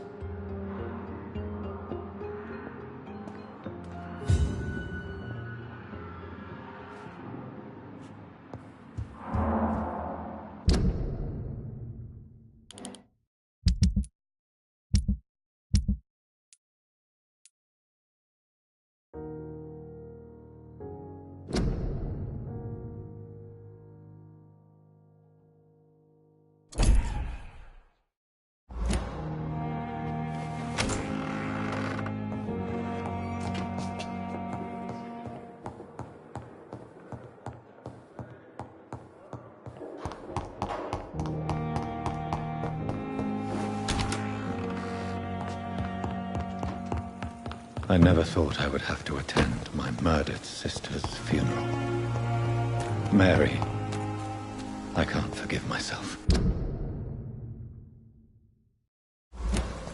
I'll find the truth about what happened to us. I swear.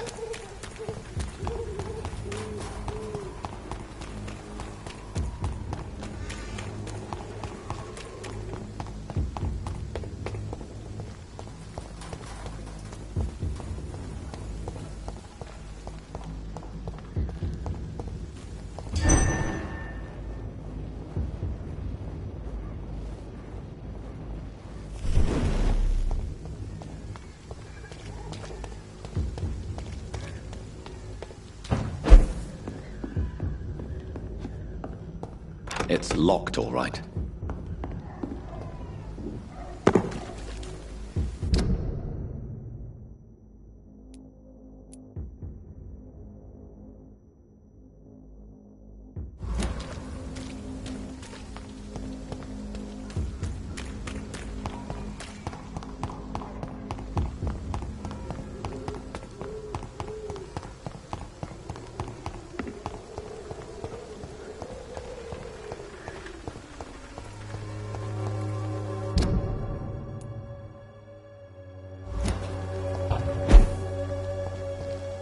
boots will be proud of me.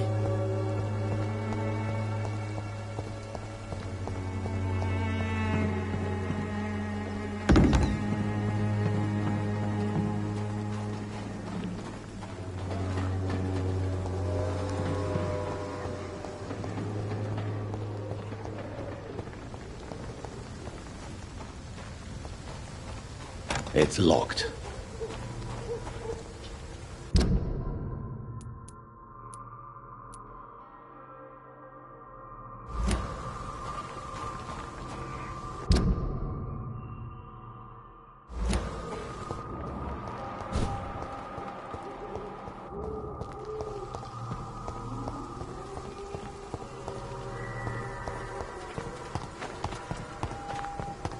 When science fails you, this elixir will give you faith again.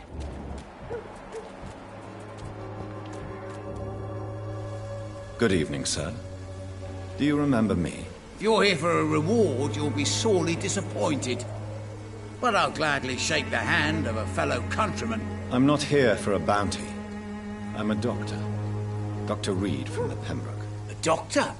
In Whitechapel? What an opportunity. My name's Bates. Cadogan Bates. Do you require assistance, Mr. Bates? Not me, but your skills could help a lot of people round here. That would help my business, because I say a live tenant's a paying tenant.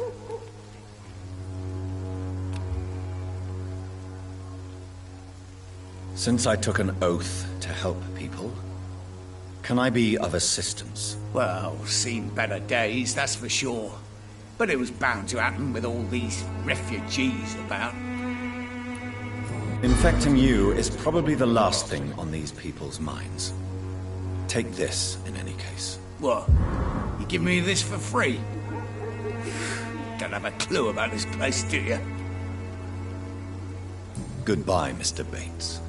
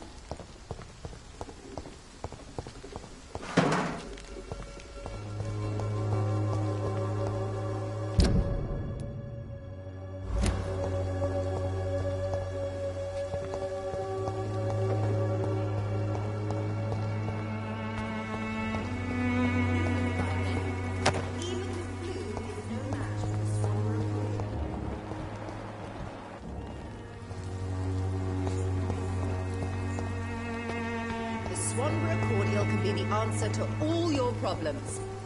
As long as you have the money. Christina is still working nearby.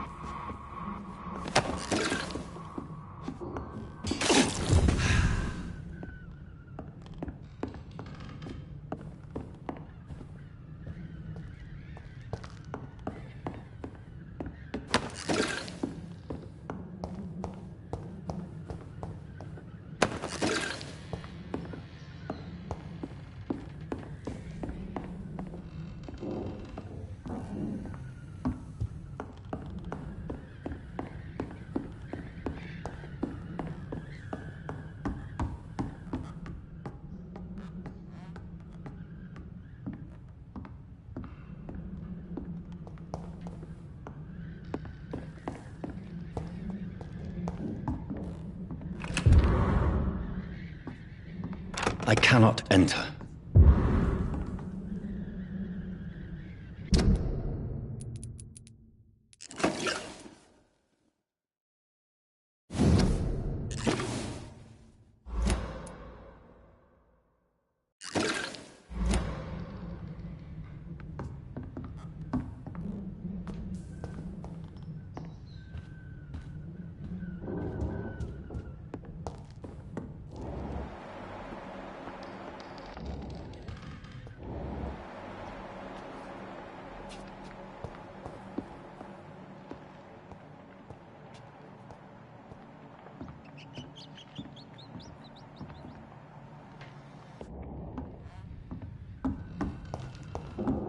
It's locked.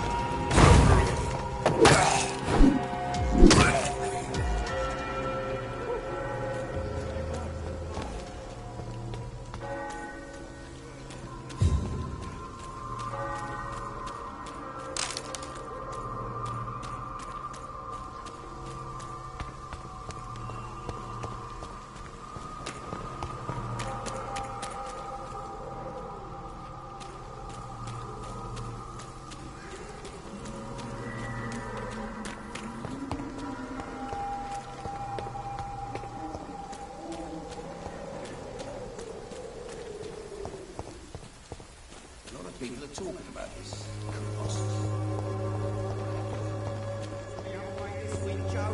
Come on, we can sort it out, right? It's not my call, Barrett.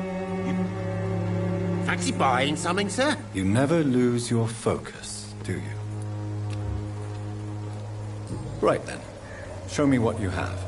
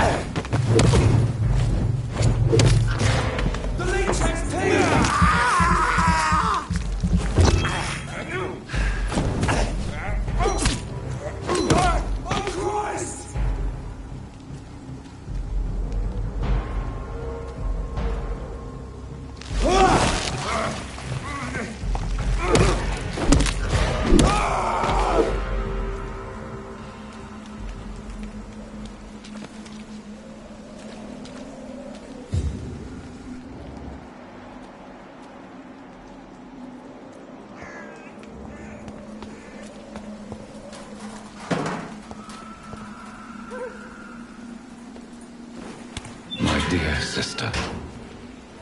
I don't know if I have the strength.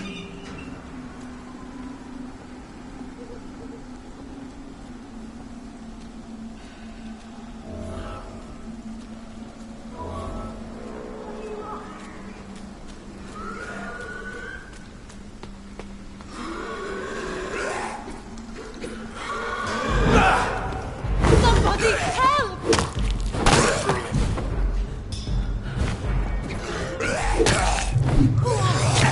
What do you want?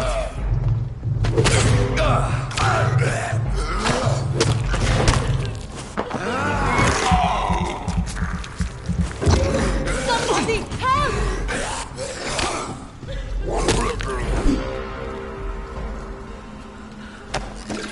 Who are you?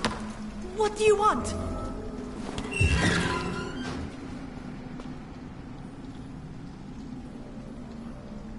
Are you all right, miss? I don't know. Who were those people? They wanted to kill me. Why? They've lost their minds in the epidemic. They won't come back for now. You seem to know a lot about them, sir. I'm Dr. Jonathan Reed. I'm investigating this disease. I am Shaoshun. Thank you so much for helping me, Mr. Reed. I must go to the cemetery now. Goodbye.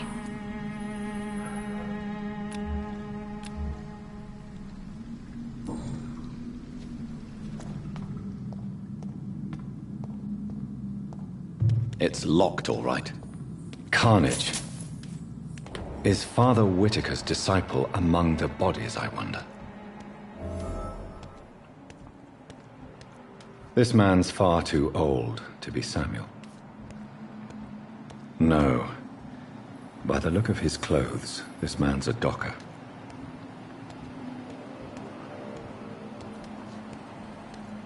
Samuel isn't here. I had better follow the blood trail.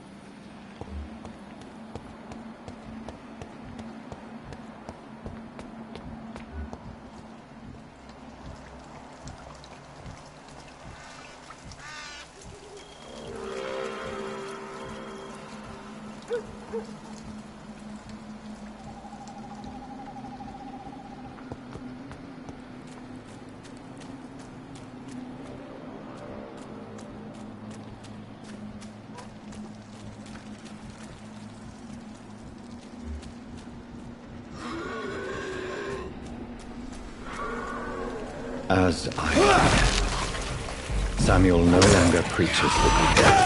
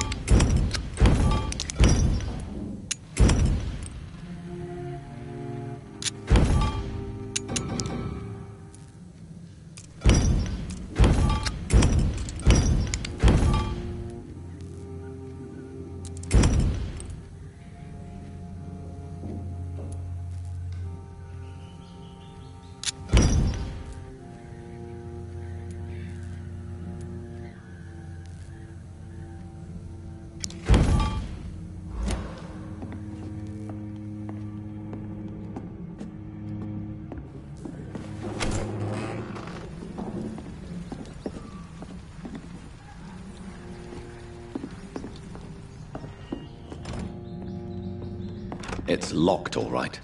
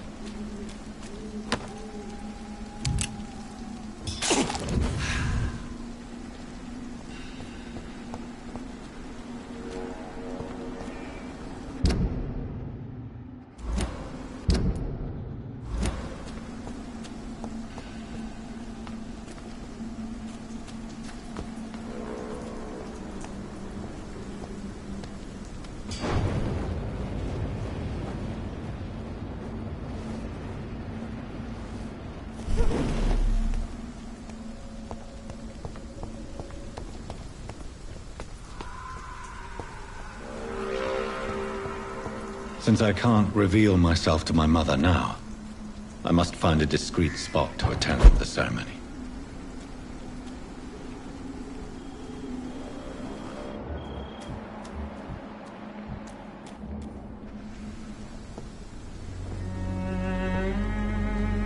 I am the resurrection and the life. He that believeth in me, though he were dead, yet shall he live. And whosoever liveth and believeth in me shall never die. We commend unto thy hands of mercy, most merciful Father, the soul of our sister departed, and we commit her body to the ground. Earth to earth, ashes to ashes, dust to dust.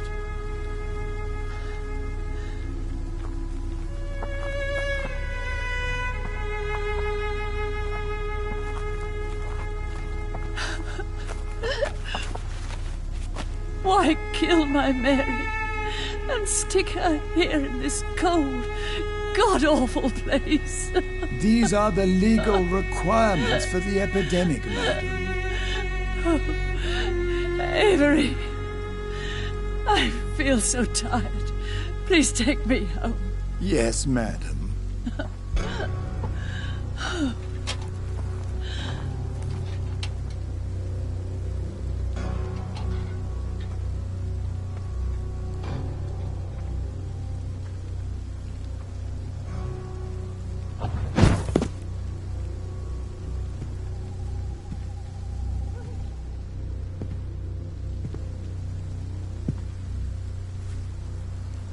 Oh, Mary. What have I done?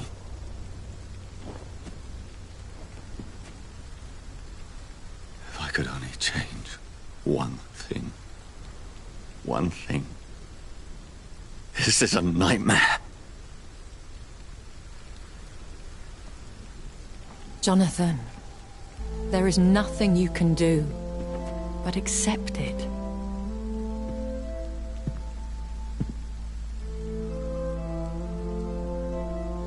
What brings you here? I thought you could use the company. I am so sorry for your loss, Jonathan.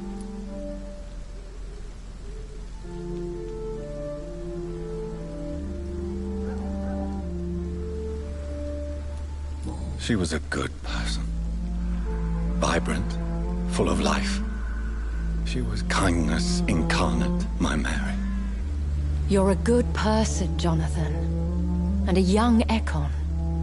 A newborn cast into the night without so much as a candle to guide your way. She had been scouring the most dangerous parts of London in search of me.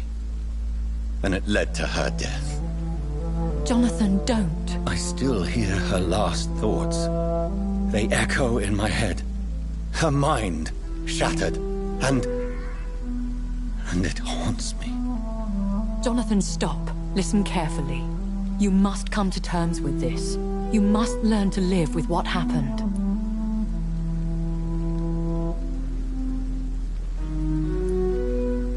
I'm learning.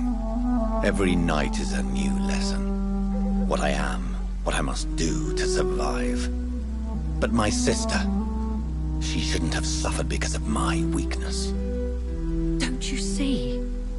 You're doing the work of our enemies, feeding your remorse. We are weakest when we grieve, and the guilt blurs our senses. And so this is why you're here. To warn me. You felt this pain yourself. You too have endured this. I don't want to lose you, Jonathan. I've lost so many friends. Loved ones I cherished. Pray for Mary's forgiveness, if you must.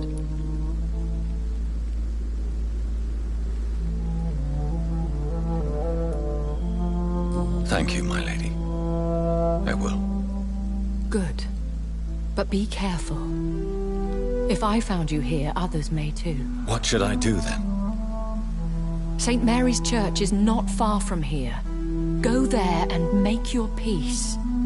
Find the solace you need. My lady wants me to confess. No, Jonathan. It's you who wants to confess, I think.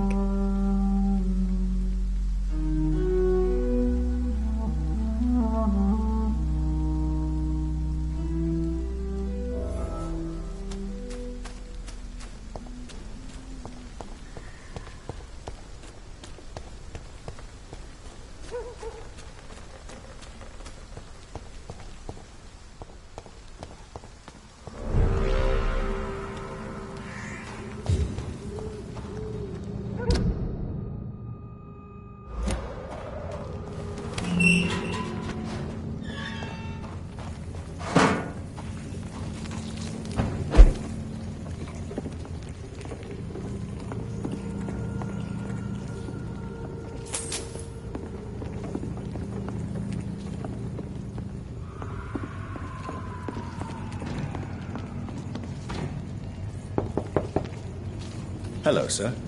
Sorry to disturb you at this hour. I'm a doctor inquiring about the epidemic. May I come in? A doctor, you say? No, thank you. All right. I shan't insist. Goodbye for now, sir.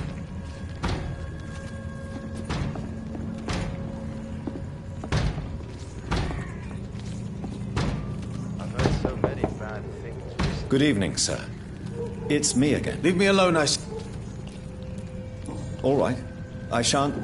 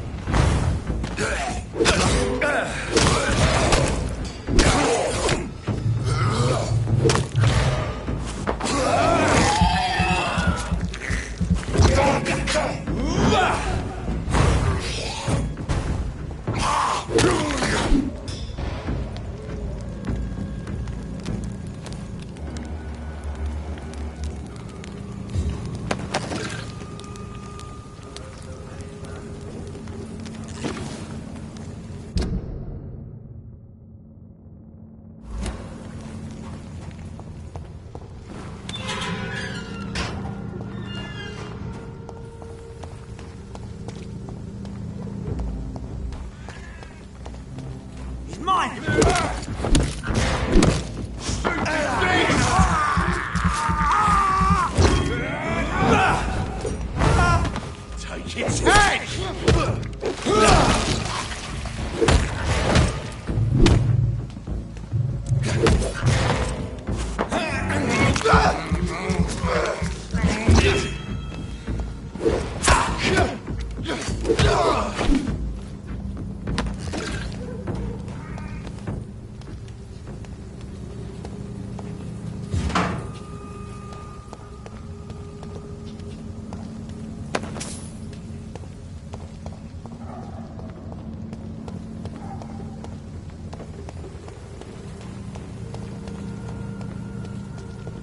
And off to church he goes, a newborn seeking divine consent to lick the blood from the soft and pointy crown. Who are you? Make yourself known. Newborn, you reek of guilt and pointless compassion. Shed your skin, forget your old weaker self. What do you want from me?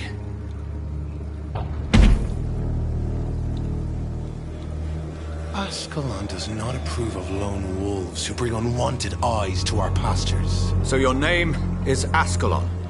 Ascalon's will is vampire law. Learn them, abide by them, or I shall return as your judge and jury.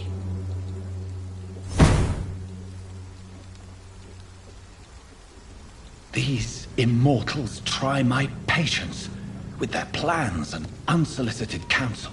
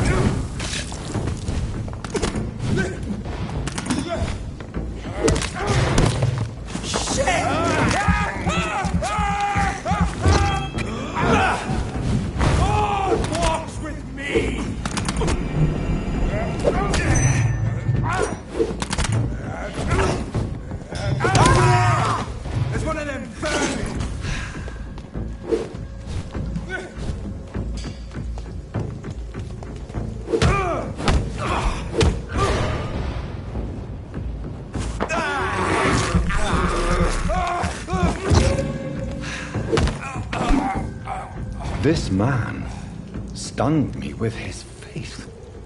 His crucifix. This is not good news.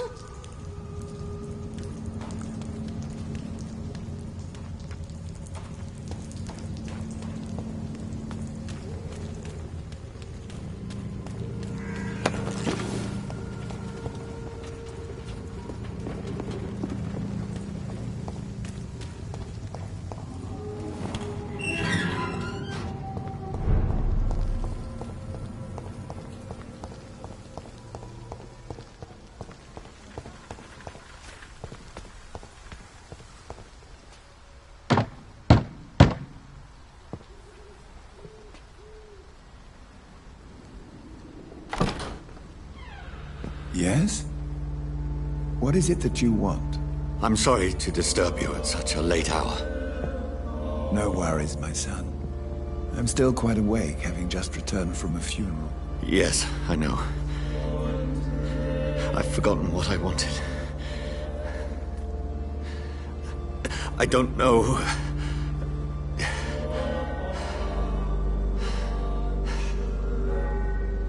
May I help you, child? You seem somewhat perturbed. I haven't the strength to cross the threshold. I wish to pray, to cleanse my soul. The church is shut by order of the bishop. But I'm still the vicar of St. Mary's, if that is any use to you, my son.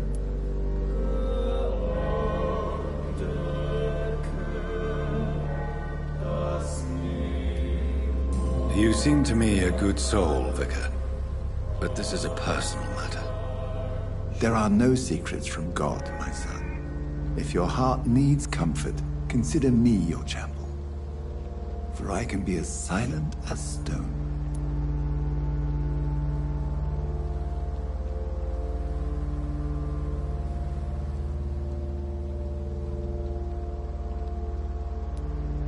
I've made myself perfectly clear. This is a private matter.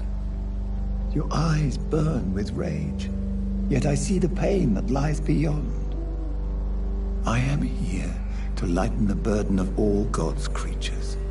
Whatever you tell me is between us and the Lord. Very well, priest, as you seem quite adamant.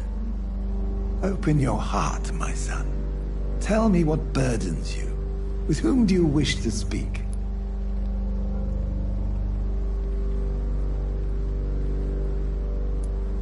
Who she was is not your concern. You seem so troubled by the loss of this girl. What happened to her? She has been laid to rest. That's all you need to know.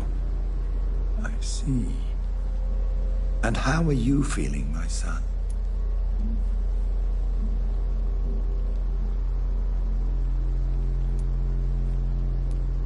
I feel responsible. The pain is consuming me. I have a final question for you, my son. This is of the utmost importance. Ask your question, Vicar. What would you like her to know?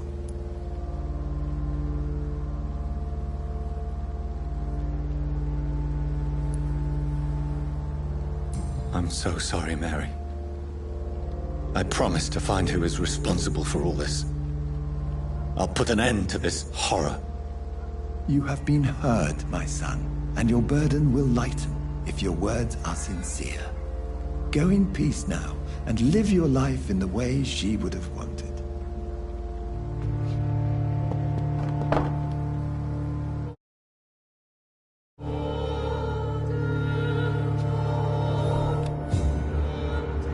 Whatever happened on this dock is between my sister and I.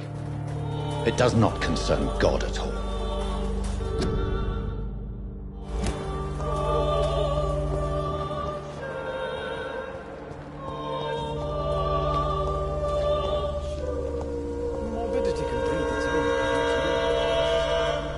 Hello again, miss.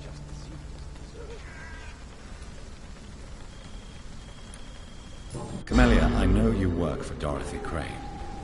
Please tell me about her secret dispensary. A stubborn and mute comrade. Nurse Crane and Darius Petrescu have been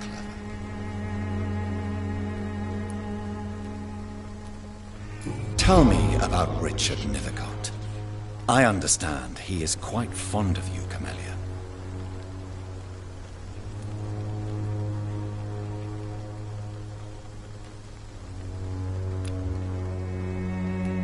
I know you understand what I'm saying.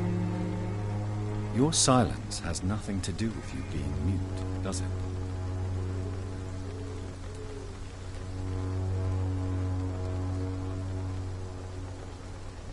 Very well.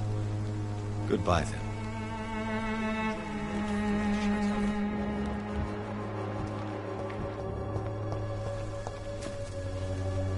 Good evening, Mr. Nithercott. And good evening to you too, my good sir. Can I be of any help?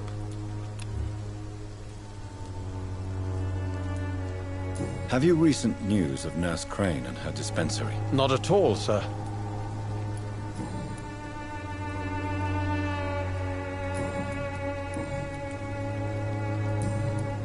I'll leave you alone, sir.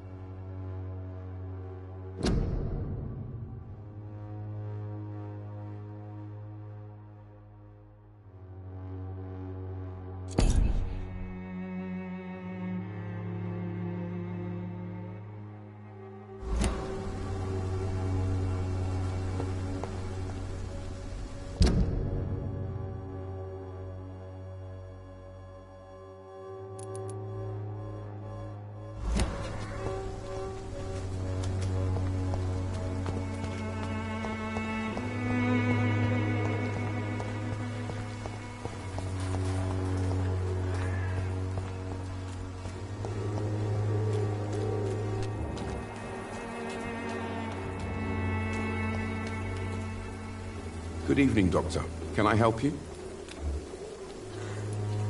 Have you any news of Nurse Crane and her dispensary? It appears the dispensary is now a major source of contagion in Whitechapel.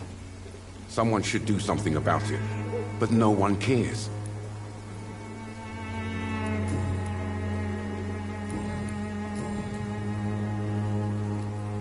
Christina Popper claims she sells her body because she can't find any other work. Do you believe her? Of course I do. Her story is exactly what I want my readers to understand. We live in an intolerant and divided nation. Do you think things will ever change, Mr. Darby? I believe the situation can only improve. And now that women can vote, I'm convinced things will change.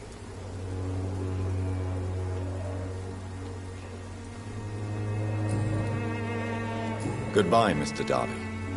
Farewell.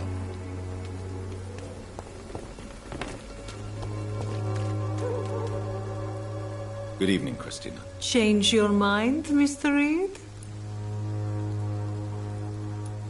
What do you know about Nurse Crane and her dispensary? 2 girls I know went to the dispensary yesterday.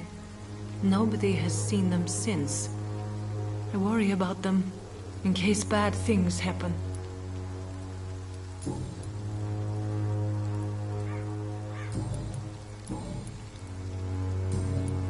Goodbye, miss.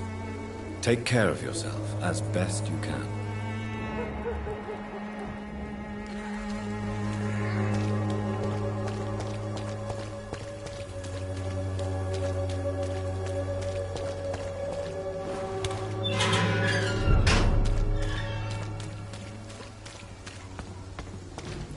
It's a leech!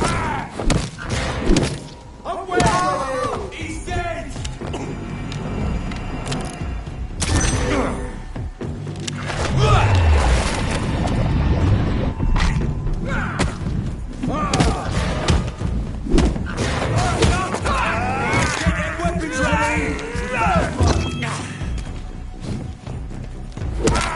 Murderous bastard! Bloody lynch!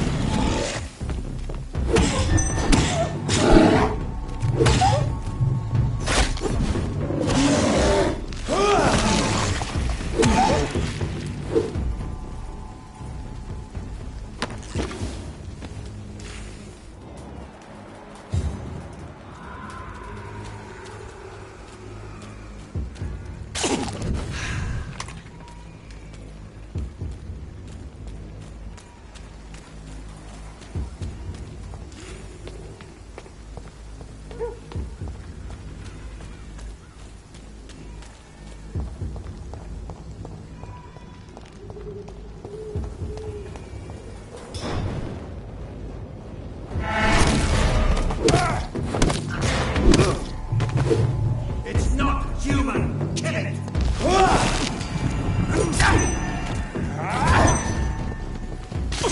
Over there! There's one of them vermin!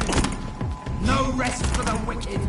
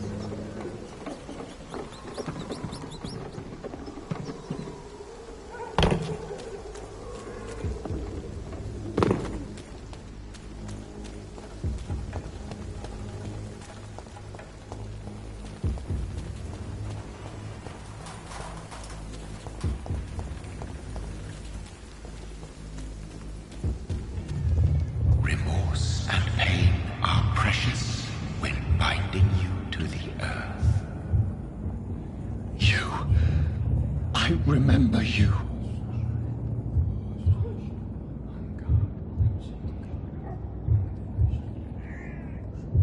Fear be gone. I would harm no child of my making. This is your doing. You made me.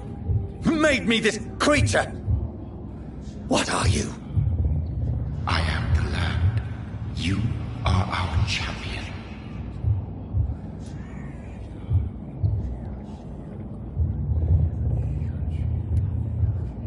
You selected me. Chose me.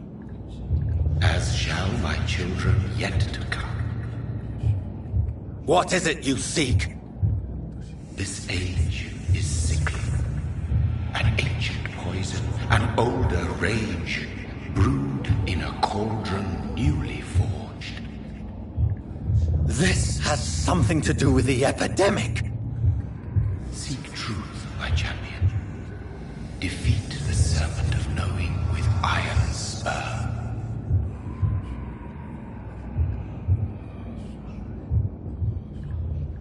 I've had enough of others making decisions for me. pretending to know how I should feel or behave. So the vampire who made me is some sort of disembodied entity? Or was he just projecting this vision in my mind? Maybe Edgar can help me with this one.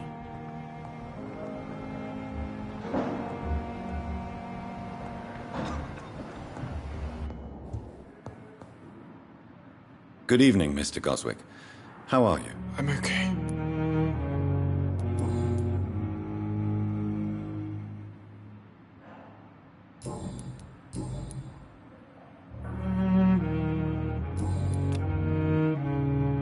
I have to go now, sir.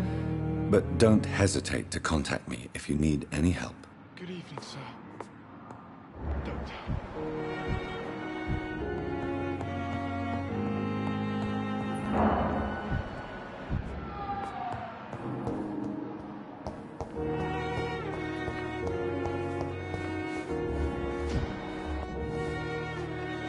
Good evening, Miss Howcroft. How are you tonight? I need blood, Doctor. Warm, rich, vibrant blood.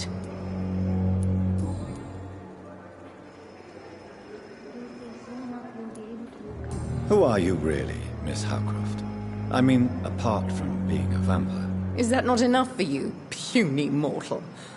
What do you require? Proof of my powers? I'm curious to know who you were before becoming a vampire. No, it was such a long time ago, I don't remember. Centuries of unholy life can have strange effects on one's minds, you see?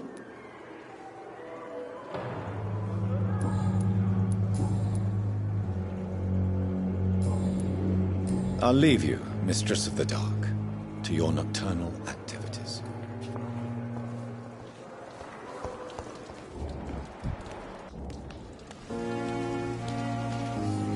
Jonathan, my sincere condolences for your loss. Your kindness is much appreciated, my lady. Is there anything you require?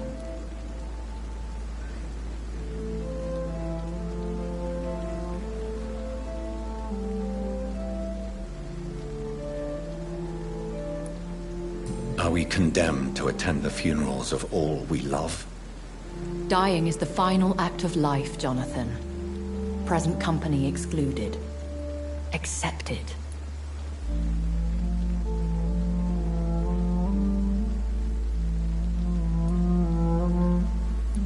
I don't know what to expect.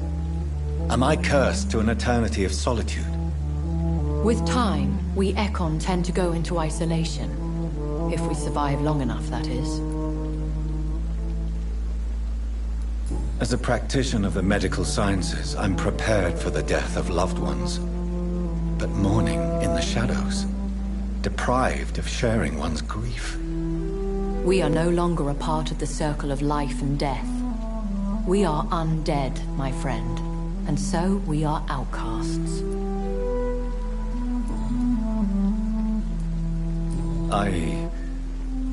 I spied my mother at the funeral. Have you ever revealed yourself to a member of your family? No, Jonathan. And I'd advise you even from thinking about it.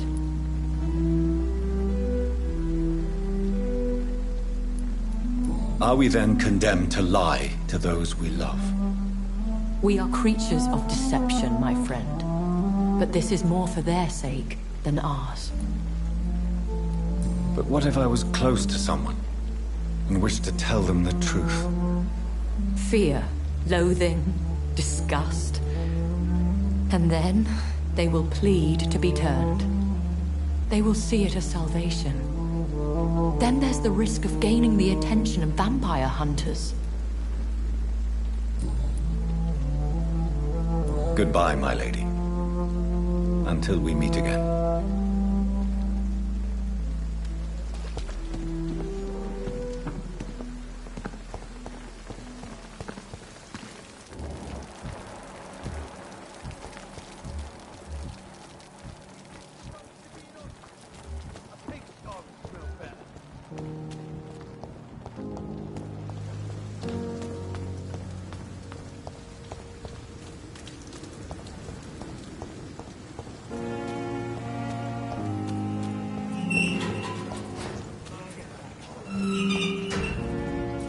I cannot enter. I can't understand why you still care for this.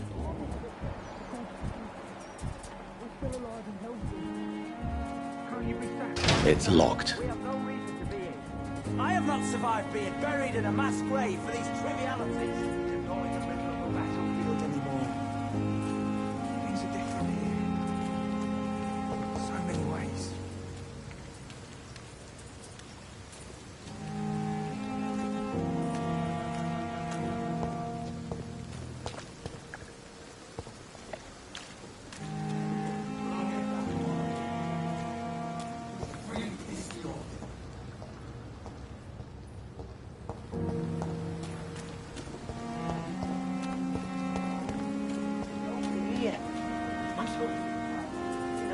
Someone could see us and talk.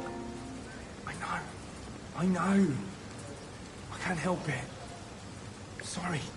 Jesus, I've never seen so many people die at the same time.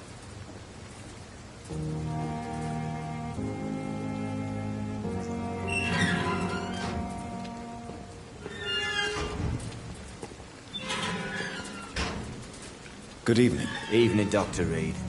Do you need medical attention? Don't get me wrong, sir. I'm grateful for what you've done, but I've never felt comfortable with doctors. I'm certain you have your reasons. But let me assure you, I'm not like other doctors you may have consulted with. It is true. You risked your life to save me, after all.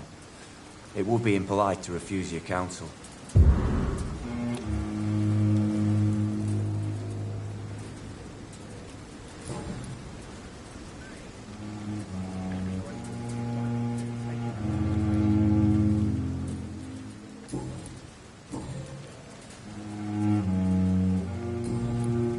Goodbye, Mr. Thatcher.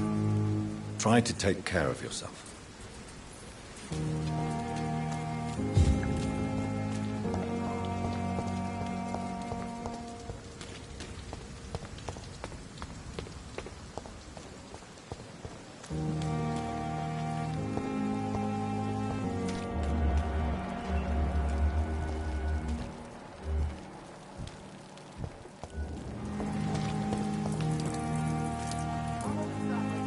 Hey, Doc.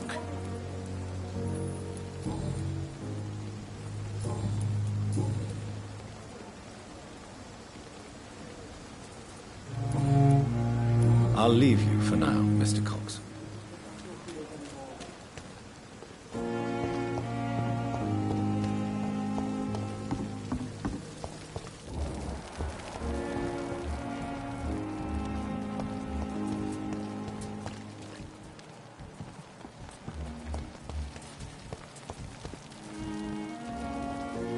Good evening, Milton. Good evening, Doctor. Still trying to save lives?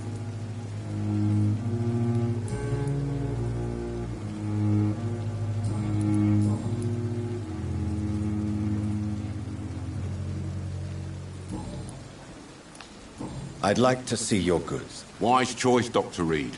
A reliable gun is what everybody needs these days.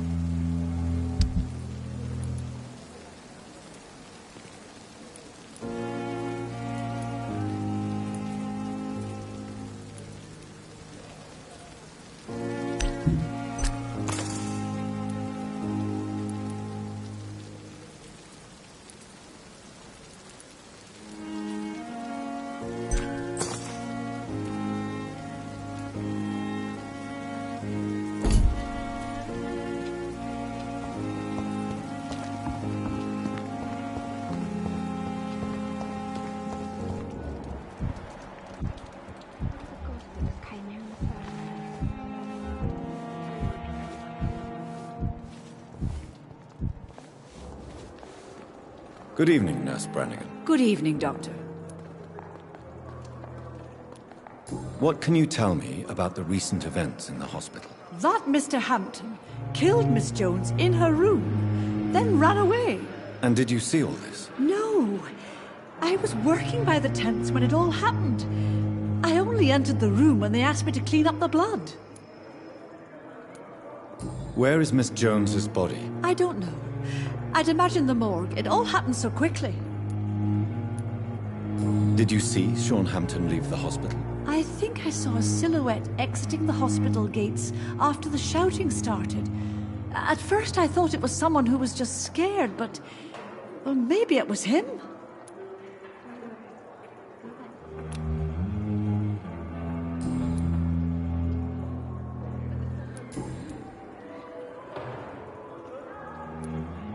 Tell me what Dr. Tippett did.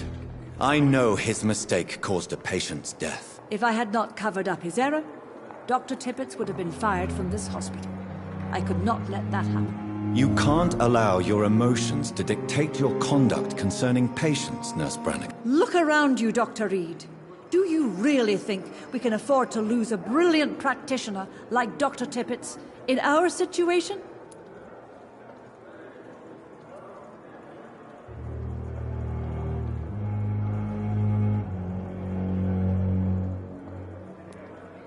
I can't say I approve of what you did. But as a field surgeon, I know that some situations require you to bend the rules. I'm not proud of what I've done, but to contain the epidemic must be our priority, so we can't afford to lose Dr. Tippett. Why does Dr. Tippett claim you're the main reason he keeps working, despite his fatigue? If it wasn't for him, I probably would have left the Pembroke years ago.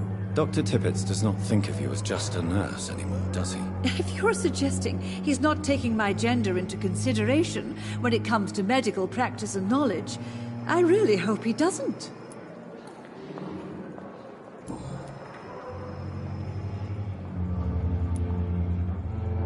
I've decided that I won't reveal Dr. Tippett's, shall we say, misdemeanor. I'm so glad you share my point of view. Dr. Tippett is a brilliant practitioner. We most definitely need his know-how. I hope you're right. This is a huge risk we're taking. Dr. Tippett must regain his confidence. Please, keep this decision between you and me. He doesn't need to know you found out.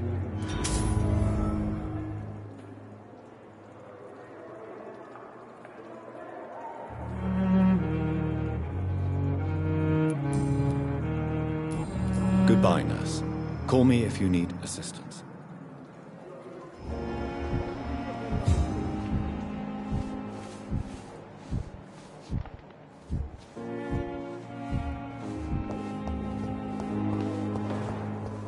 They may lack the resources, but we... in London at Pembroke.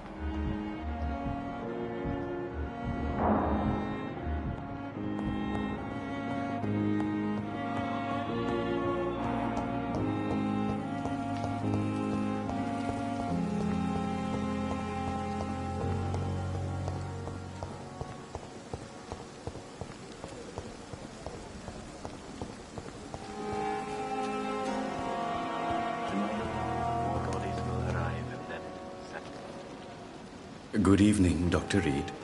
Such a pleasure to see you again.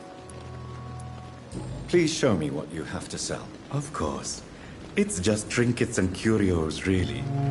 But I'm sure they can be useful.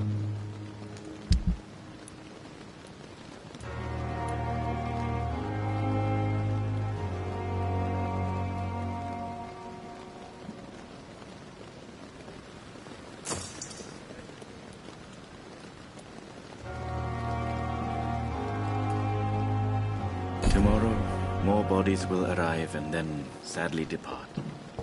I'm managing a train tunnel.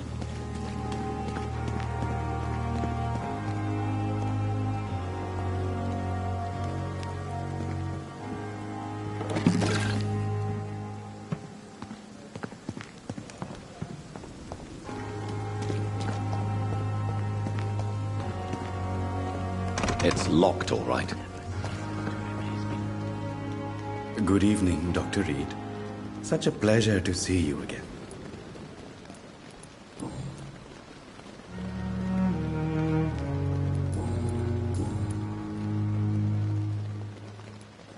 Tell me the truth about your appointment as a medic during the war, Rakesh. The regiment administration appointed me by mistake. I had to learn the job on the spot, sir. Very hard, sir, but I rose to the challenge.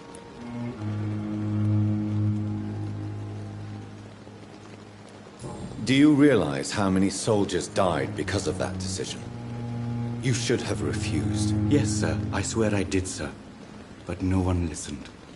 When the first wounded arrived, I had to do what I could. It is an unbelievable story, Mr. Chidana. It was a time beyond belief, Dr. Reed.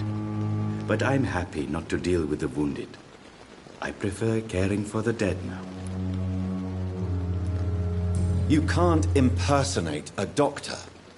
You can't improvise a medical education. People could die at your hands. You're absolutely right, sir. But as a field surgeon, it was more like being a butcher. Do you believe you have really helped these people? My ratings were within the averages of the regiment. I saved lives, Dr. Reed. Does that not say enough about triage and war surgery?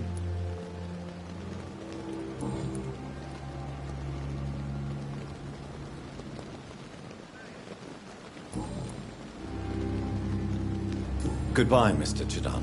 Tomorrow, more bodies will arrive, and then, sadly, managing a train terminal.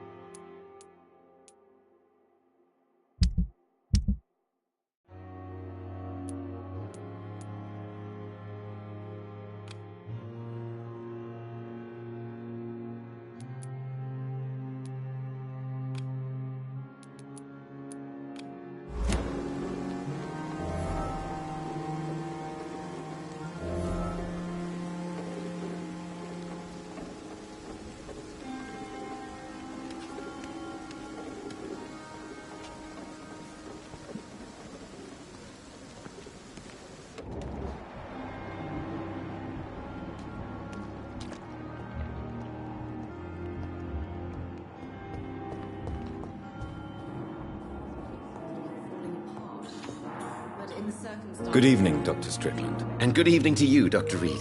Can I be of any help? I located the shop, but it was vandalized, and the owner is missing. All I found was your order. I was afraid of such bad news. People are so desperate they're ready to burgle a shop for drugs. That's quite a list you ordered. Opium, sodium hypochlorite.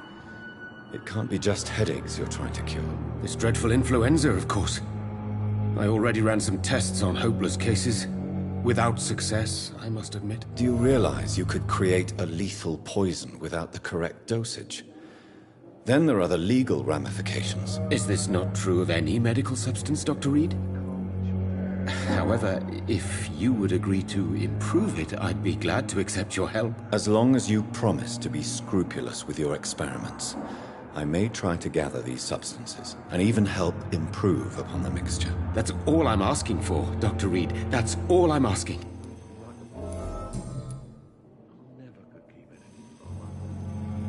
Tell me more about your willingness to experiment with new medical techniques. Harvey Fiddick is a patient suffering from a severe injury that could cripple him if not treated correctly. I'm convinced your blood transfusion technique could help him. What is it you really want? To save him, or to prove your point? Fair question. I want nothing but to save my patient, Dr. Reed. Especially since I know Mr. Fiddick's story. Tell me Mr. Fiddick's story. Our first diagnosis was compromised because Mr. Fiddick lied to us about the real origin of his injury. He first claimed it was an accident. But why would he hide such crucial information from us? Because he is a proud father. Ashamed of putting his children at risk because of his own negligence. This personal involvement could also appear to be a lack of impartiality. You must know that a good surgeon must remain neutral. I agree. But that does not excuse Dr. Ackroyd's behavior. A man who did not even take time to converse with his patient. Do you think keeping his distance was a mistake? All I know is that I'm taking care of human beings with desires, hopes, and fears. Not some biological machine comprised of blood, bones, and flesh.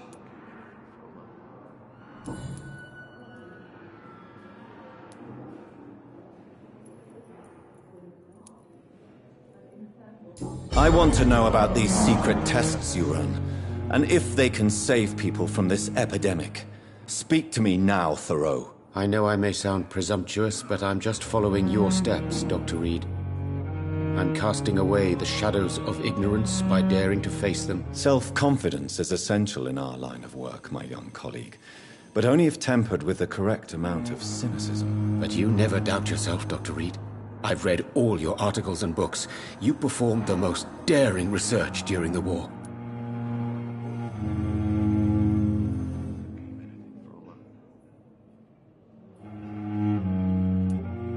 You have my support, Dr. Strickland. I know exactly what it feels like to battle an unknown disease with only your mind and force of will to help you. Thank you, Dr. Reed. You don't know what that means to me. Tell me, Thoreau, what's the real cause of your dislike for Dr. Ackroyd? He refuses to admit that your blood transfusion technique is the only way to save Mr. Fiddick. I'm convinced we must use it. What Dr. Ackroyd really said is that you lack the skill to perform this operation efficiently. Is there anything you have to say about this? It's a false conceit. Dr. Ackroyd secretly envies your reputation. His jealousy blinds him. I'm not the real target here.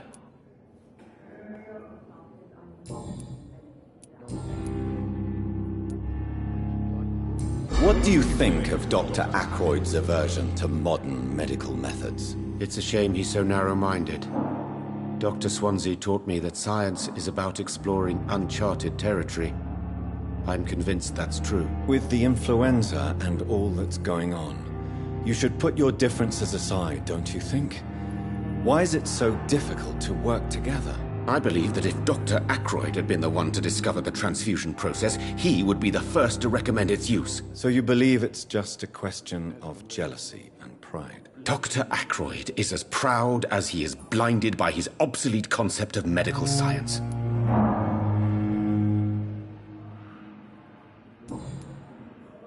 Goodbye, Dr. Strickland. I can't let Strickland put his... Good evening, Dr. Strickland. And good evening to you, Dr. Reed. Goodbye, Dr. Strickland. You always knew the words to calm the children, Helen. As for... Good evening, Mr. Fiddick. Good evening, Dr. Reed. Any news about my operation?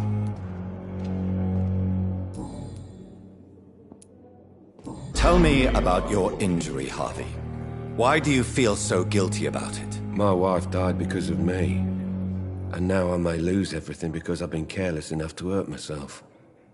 What an arsehole.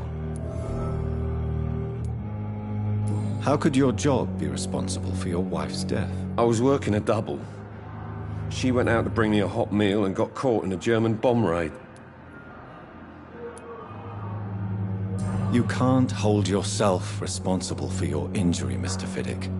Unless you tried to hurt yourself. Of course I didn't hurt myself.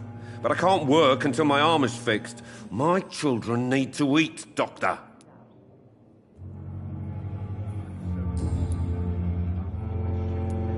Tell me more about the death of your wife, Harvey. 1915. I was in the army. Building workshops for the Royal Flying Corps. Helen was happy I wasn't sent to the front. What happened? The Germans sent Zeppelins to bomb the construction site, but they missed their target. My wife was bringing my dinner when the bombs fell. I'm sorry for your loss. So many died during the bombings. I served in France and witnessed the carnage there. I would like to say that she didn't suffer. Truth is, I have no idea. I just know that I'm all that me kids have. Poor little bleeders. How are your children after losing their mother? They were smaller then. The only good thing about this is my Ellen didn't bring them with her that night.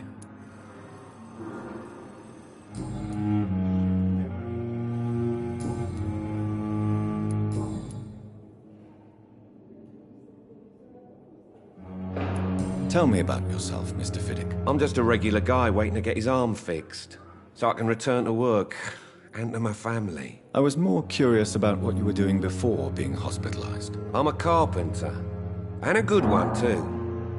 But that means I need both arms to feed my family, Dr. Reed.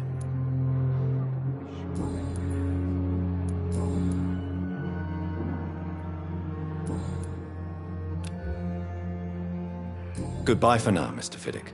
I'll see you later. You always knew the words to calm the children, Ellen. As for me, what a blundering idiot. I'm so tired. Will this shift never end?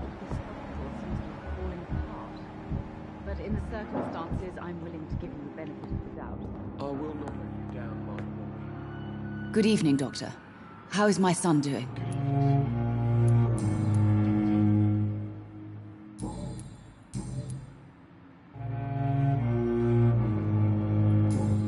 Goodbye, Mrs. Goswick. How can we be sure we're making a difference? Never could keep anything from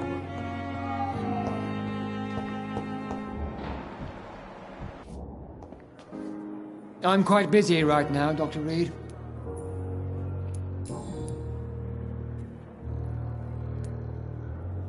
Do you think Dr. Strickland has any chance of curing the Spanish flu by himself? His wish to cure the sick is not driven by pride, but by an idealistic view about our mission here. Honestly, I don't know which is worse. You consider him a good practitioner, yet you will not report his methods. Strickland may be a rival, but I will not use dirty tricks or regulations to prove him wrong. We are doctors, not politicians.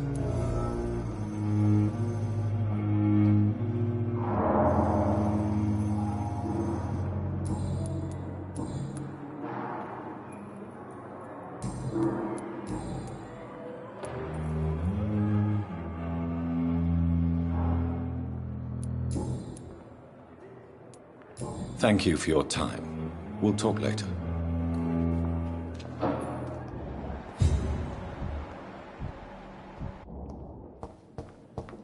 I'm so tired. Good evening, Dr. Strickland. And good evening. Did you know Dr. Ackroyd never reported your experimental research, despite the fact he doesn't agree with it? Really? I didn't suspect he knew about my work. I must confess I am surprised. Perhaps he thinks you should realize for yourself the danger of what you're doing. See how condescending he can be? My God, he can be so irritating.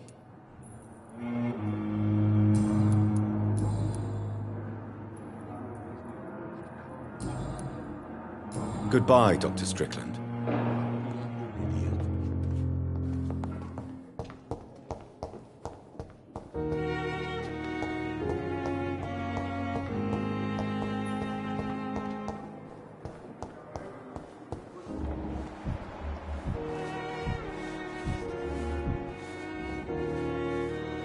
Good evening, Nurse Hawkins. Good evening, Dr. Reed.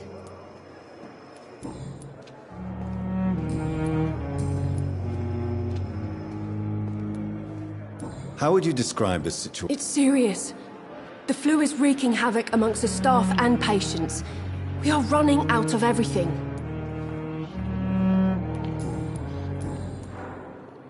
Goodbye, Nurse Hawkins.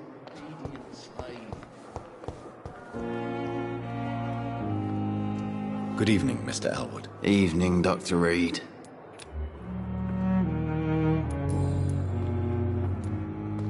How close are you to Miss Hawcroft? Are you aware that she thinks she is a vampire? To wait for her next nibble is the best reason to stay here. Every time she approaches my bed, she treats me like something tasty. A normal person. Aren't you afraid? She may hurt you if the game goes... She's quite harmless, I can assure you. Her head's broken inside is all. While I'm busted on the outside. But she's still beautiful. Living proof that there's hope for me. You do realize she's mentally disturbed. It's called the Cotard syndrome. She truly believes she's a vampire. In her madness, she never refers to my scars. And frankly, if I could, I'd join her world. It seems much more fun than the real one.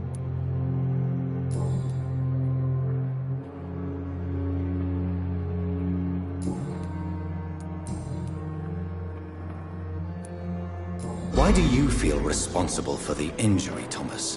What really happened? I wasn't disfigured by any German shells. It happened during my leave. It was an accident. Why lie about it? Come on. It's one thing to come back disfigured by the Germans, and it's another to get injured in an accident that could have happened to anybody.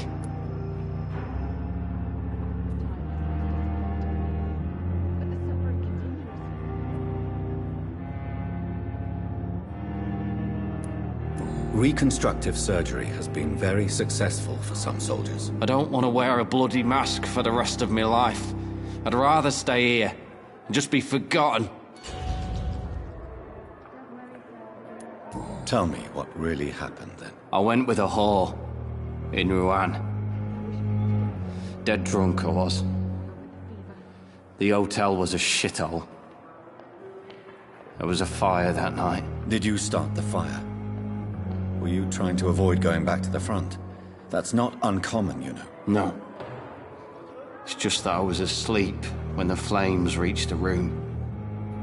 The girl was long gone. Bitch never woke me up. Left me to burn.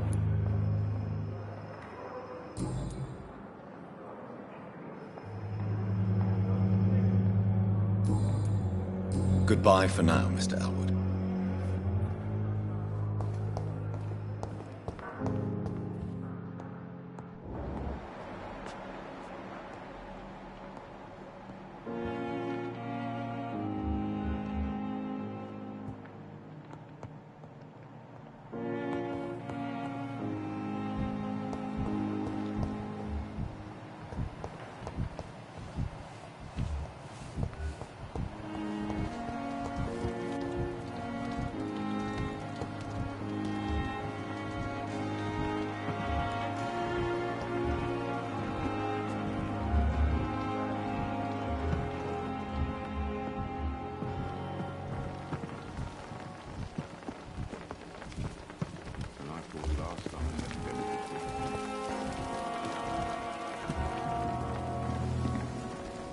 Good evening, Dr. Tibbets. Dr. Reed, any good news to share?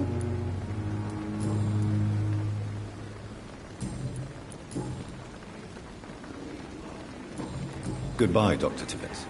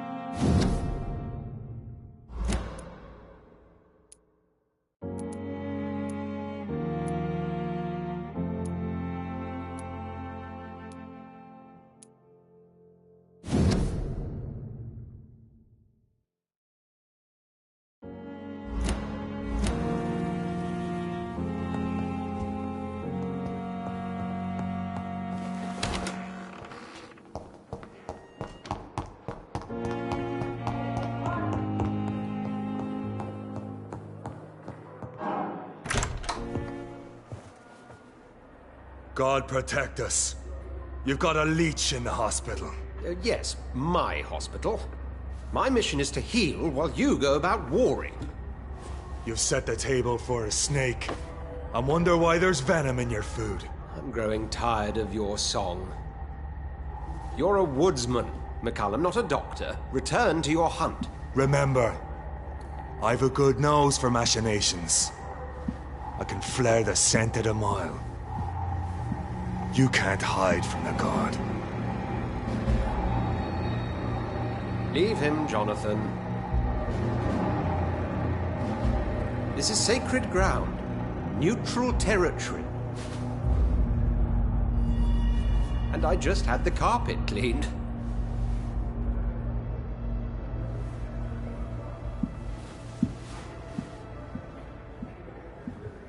By the sacred stole, this is very bad news.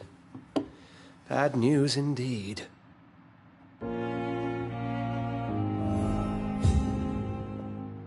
What happened? The hospital has been attacked. We have injured patients, at least one dead and several missing. This has spiraled out of control. Even the most infirm are asking to be allowed to return home.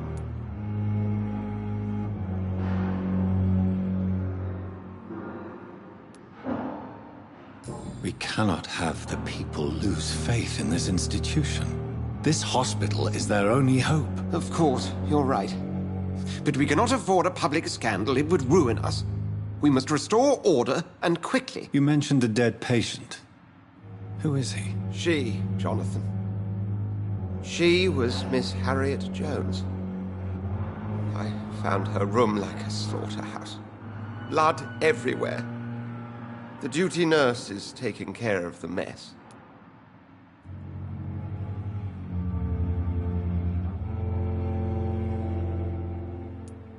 Very well. I'll help you. I know this place means something to you. I have noticed how you suppress your appetite when around the staff and patients. You need to know you can trust me, Edgar. I do, dear fellow, I do. Please then, tell me. Sean Hampton, the man we thought we'd saved at the docks. It seems he was infected after all. So Hampton became more beast than man. Exactly. And now Guard of Prewen suspects the hospital of vampire activity. Do you realize what that could mean for us?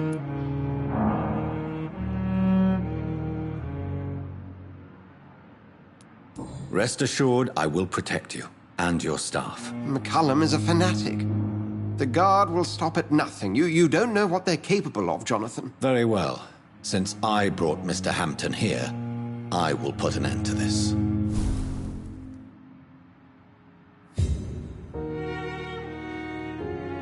If you don't mind, I have a few questions. I'd be delighted to help you if I'm able. I just recently met the strangest creature in Whitechapel. He was immense. He mocked me and accused me of hypocrisy. Perhaps it was a skull. London's streets are overflowing with them these days. It was a vampire, all right. But what kind, I'm not sure. He was large and very fast. If you find anything more about this creature, the Brotherhood would greatly appreciate any information you could spare. He was observing me with the obvious intent to do me harm. His very presence evoked a palpable sense of menace. You need to be careful, Jonathan. You've no idea what this creature really is.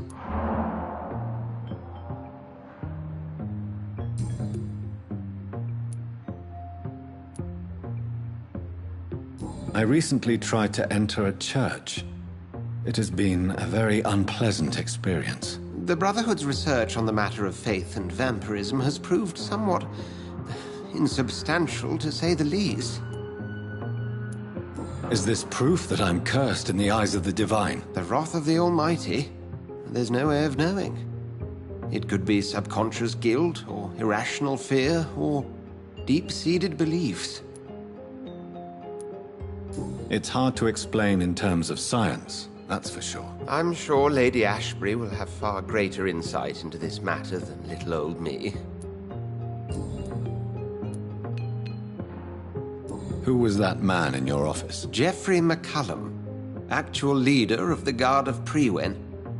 I suspect he's the man behind the rebirth of this old and dusty society. They know I'm here now, don't they?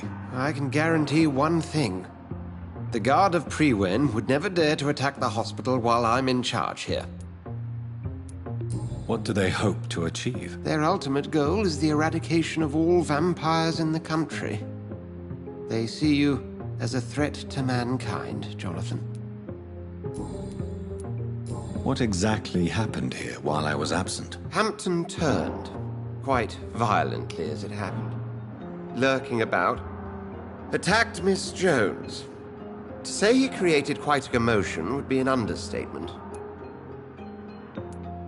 Are you sure it was Hampton that killed Miss Jones? There was blood everywhere, but no body. And you know the state she was in. I fear for what he did with her. Hopefully he just hid the corpse. How did the Guard of Priwen come to hear of this? McCullum has spies everywhere. He will jump at any opportunity to disparage the Brotherhood and show his contempt.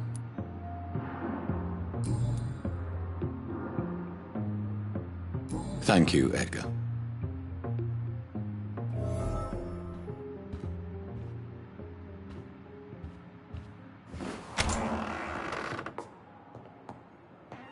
Sean Hampton lives and breathes for the well-being of his flock. There's no other place he would go but the docks.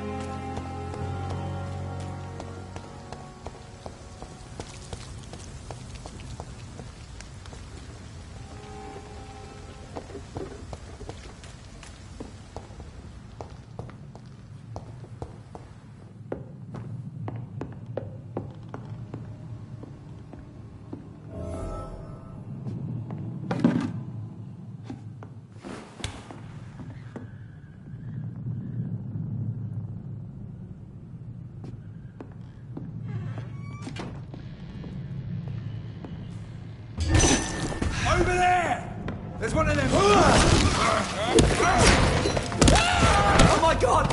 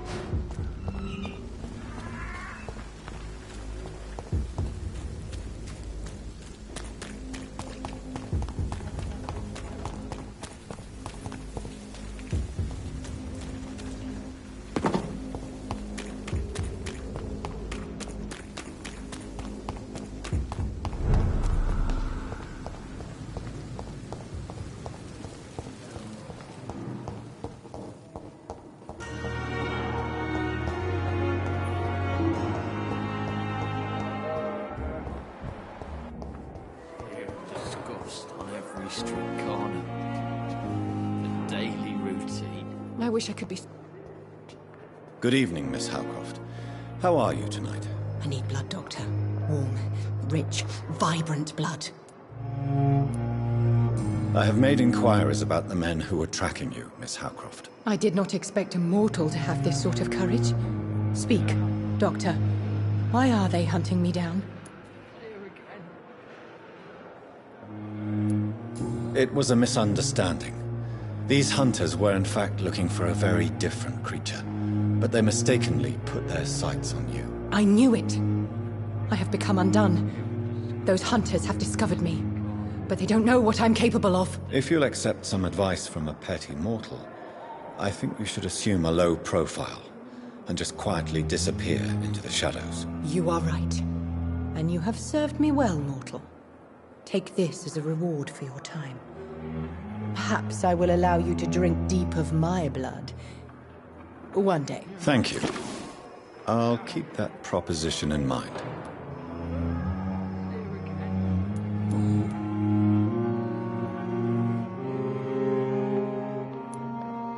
Tell me, Thelma, what do you really know about vampires? I saw one and he saw me. I watched him hunt and kill. I saw his terrible wounds heal as his victim died. And then I knew I was saved. You mean you actually saw a vampire? Here in London? Yes. And it has been the answer to my pain. I must drink and kill to regenerate my decaying body. I am a vampire too.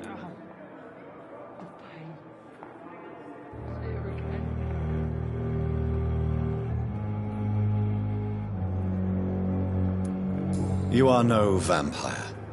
You are a delusional woman, convinced she is something she is not. How convenient to call delusional anyone who does not share your precious rationale, Dr. Reed.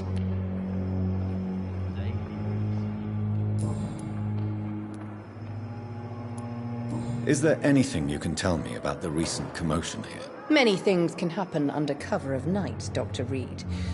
But I took no part in this massacre. But did you see or hear anything? I can't say I did. But the smell of fresh blood almost made me faint, Doctor.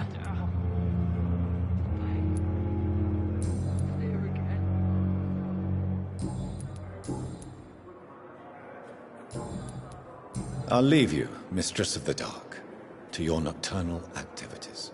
I wonder what your last thoughts would be, sir. There, just...